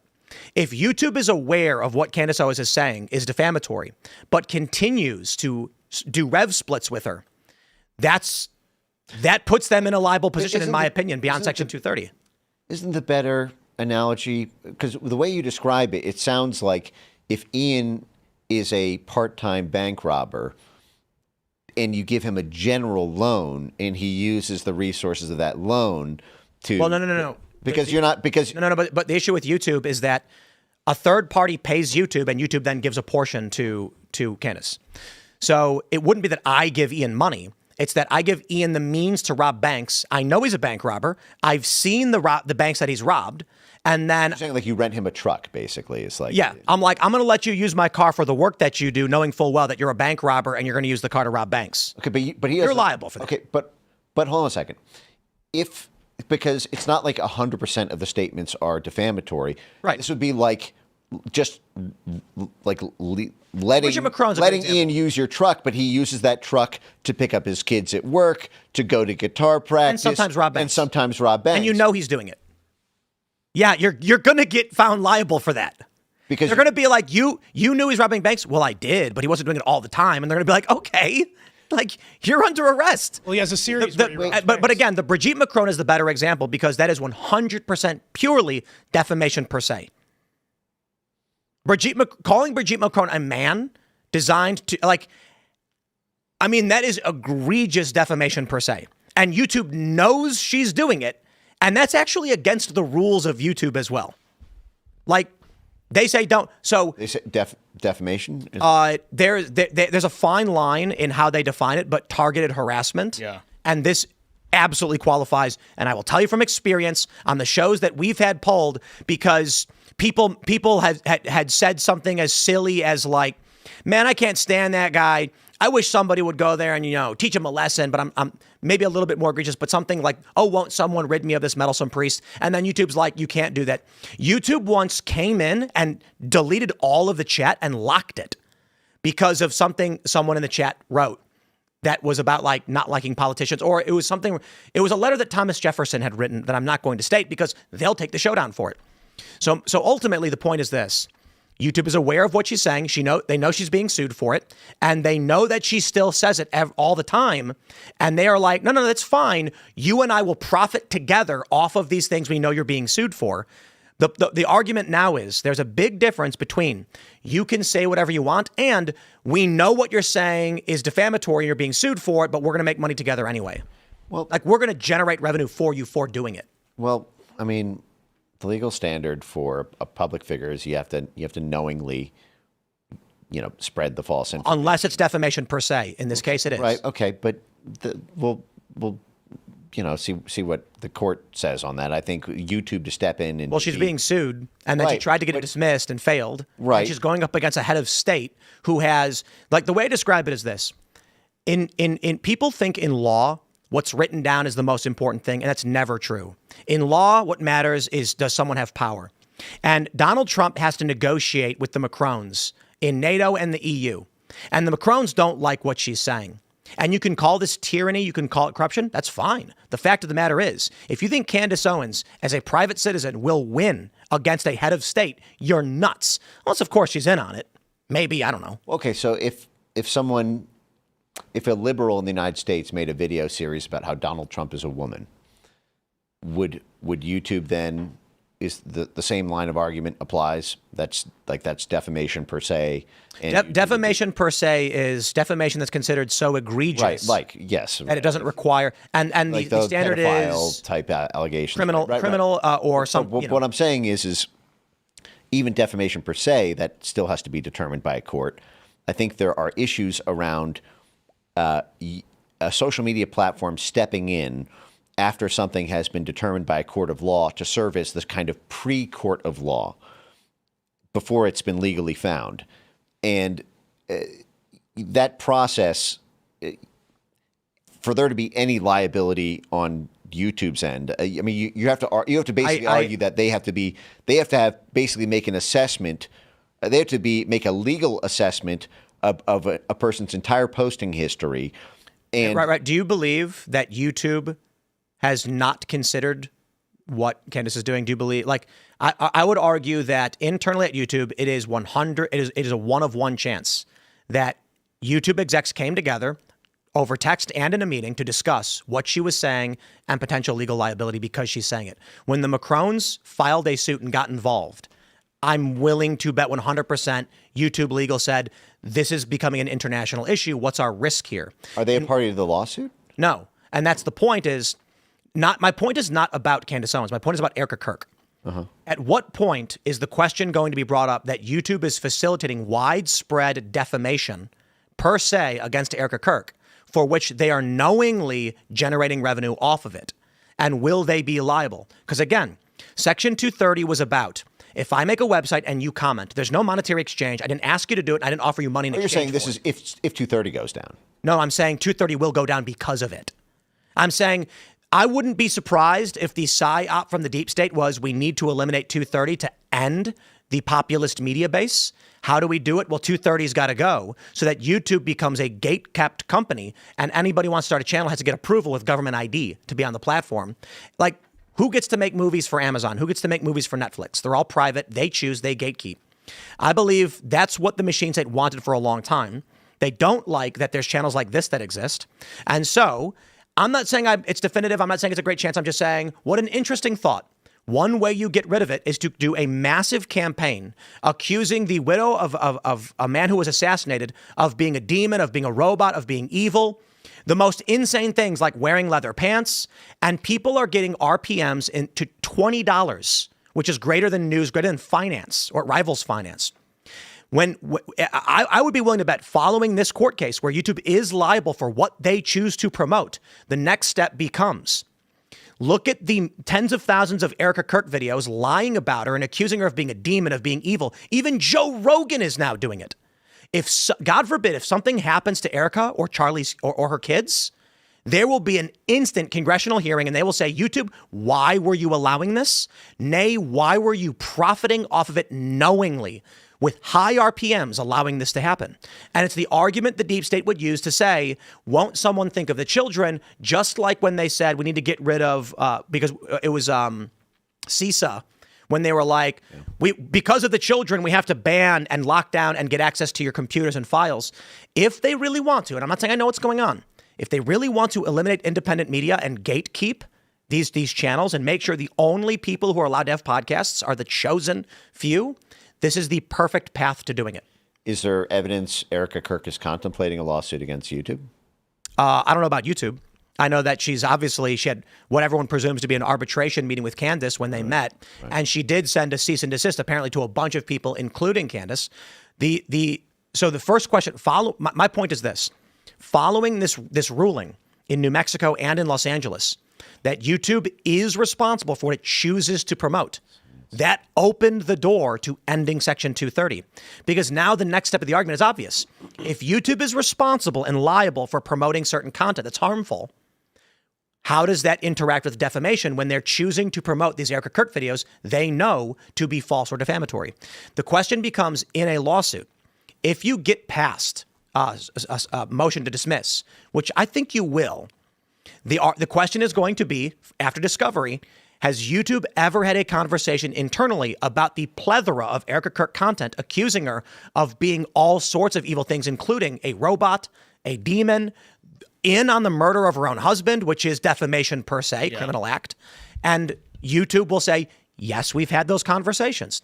And did you find that they could be defamatory? And they're going to say, we did have those concerns, yes. And you still chose to promote it. Yes, we did. Our algorithm just does this. Well, as we've already concluded, precedent set in KGMV, YouTube, Google, and Meta, you are responsible for what you promote. It's an open and shut case.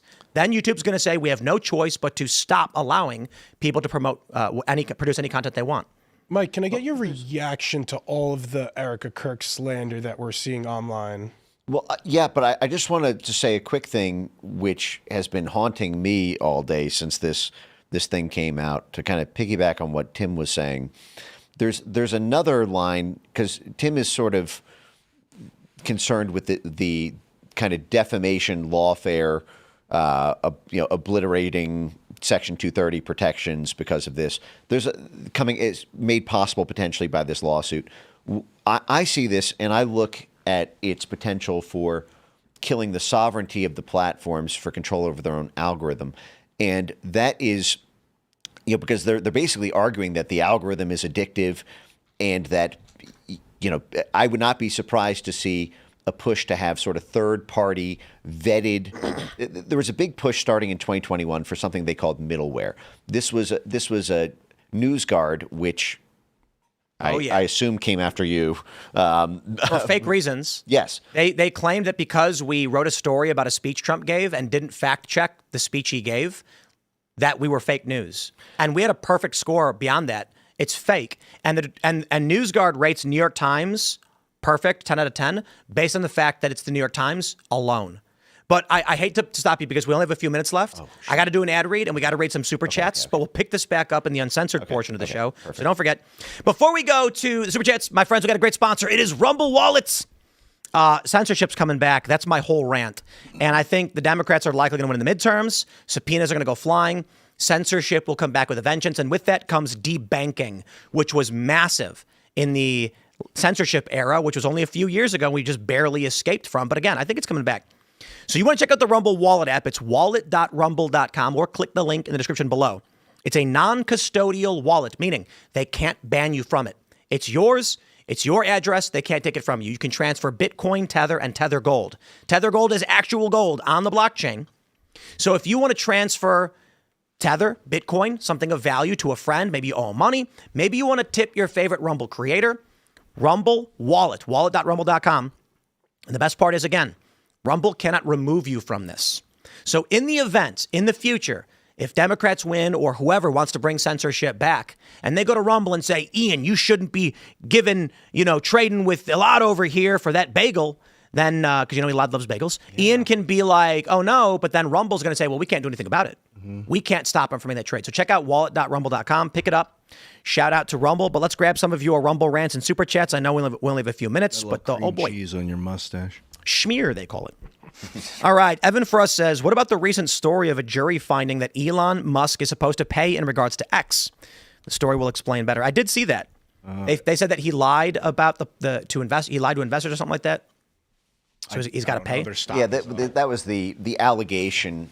The allegation that they make is that at the last second, Elon said that he was balking on the $44 billion purchase price type thing in a bid to try to drive down because the stock price rose dramatically, making the deal more expensive on the anticipation of Elon buying it. This is like a common thing. And so by him suggesting, this is the allegation, that it wouldn't be bought, that actually it would drive down the price and therefore the purchase price would be lower. And they are. We got this from Mythos says, gunpowder and smokeless powder is self-oxygenating, Ian.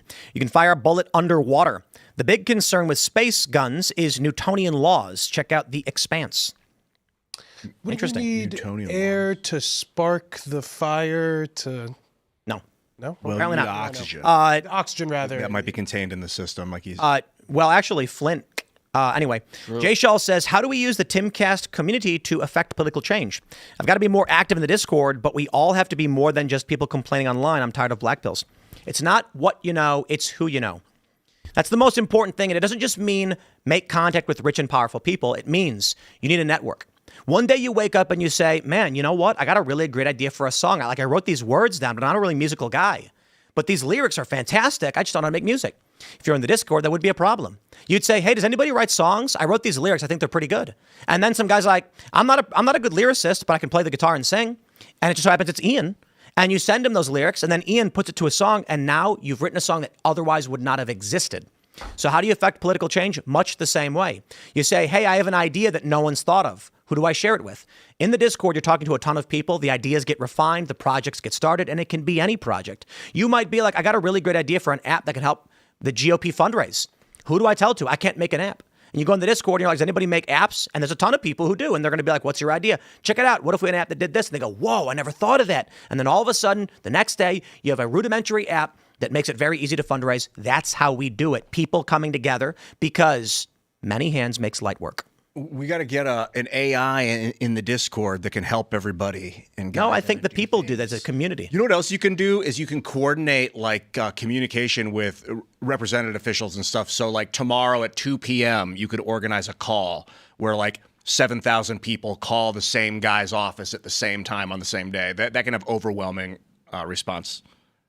All right, we'll grab one more super chat here. We got Justin Lopez says, as an episode 1 viewer, I appreciate the fast intros. Great adjustment. May I suggest that you still the full intros from time to time, perhaps one day a week, or when there is a guest who would draw a different audience in case there are new viewers? Indeed. But we also do the outros as well. I think for the guests, it makes sense. For recurring co-hosts, people like Elaad, who's here periodically, it makes sense. For Libby, it makes sense. But for, Tate or Ian or me or Carter, at a certain point, it's like, this is the crew you know. So I personally don't like introducing myself. It's annoying. I don't mind it in the beginning, but it's like, dude, if you don't know who I am, just look me up, bro. What's it? I like the 10 I think I only done it one time. ones. All right, everybody, we're going to go to the uncensored portion of the show and talk about the moon, among other things. So smash the like button, share the show with everyone in your life. You can follow me personally on X and Instagram at Timcast. Mike, do you want to shout anything out? Follow me at Mike Ben Cyber. I'm on X, YouTube, Rumble, IG. Mike Ben Cyber.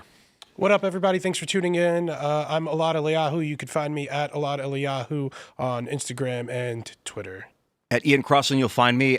When we were in Austin, I had an opportunity to do Roseanne Barr's show, so that's coming up soon. I don't know when it's going to be out, but keep your eyes open for Roseanne and me doing some funny-ass shit. And follow me at Ian Crossland. Go to graphene.movie, too. Check out this new documentary I'm producing. It's very cool. Ian Crossland. Carter Banks. Pumped to see the documentary. When's it coming out? Good question. I spoke with 6'7" Kevin, and he's like, oh, I'm doing another thing with farmers right now, maybe a month, month and a half. You can follow me at Carter Banks everywhere, and follow our label at Trash House Records on YouTube. And let's get into the after show. I'll just say one quick shout out to Boxcar Burgers in Brunswick, Maryland. If you guys ever find yourself there, I went there for lunch today, and they got amazing burgers. We used to go there all the time. We used to order all the time when we were back at the castle. And so we had some business to do over in Maryland. And I said, why don't we, with my wife, I was like, why don't we stop? We haven't been here in like 2 years. We went in, amazing burgers, friendly people, great French fries, and local beef, So if you're ever in the area, just wanted to shout them out. I don't know them, just ate there. But I saw a guy wearing a Black Rifle hoodie who was eating there too. So I'm like, you know what? Let's roll. Anyway, everybody, we'll see you all over at rumble.com/TimcastIRL. Thanks for hanging out.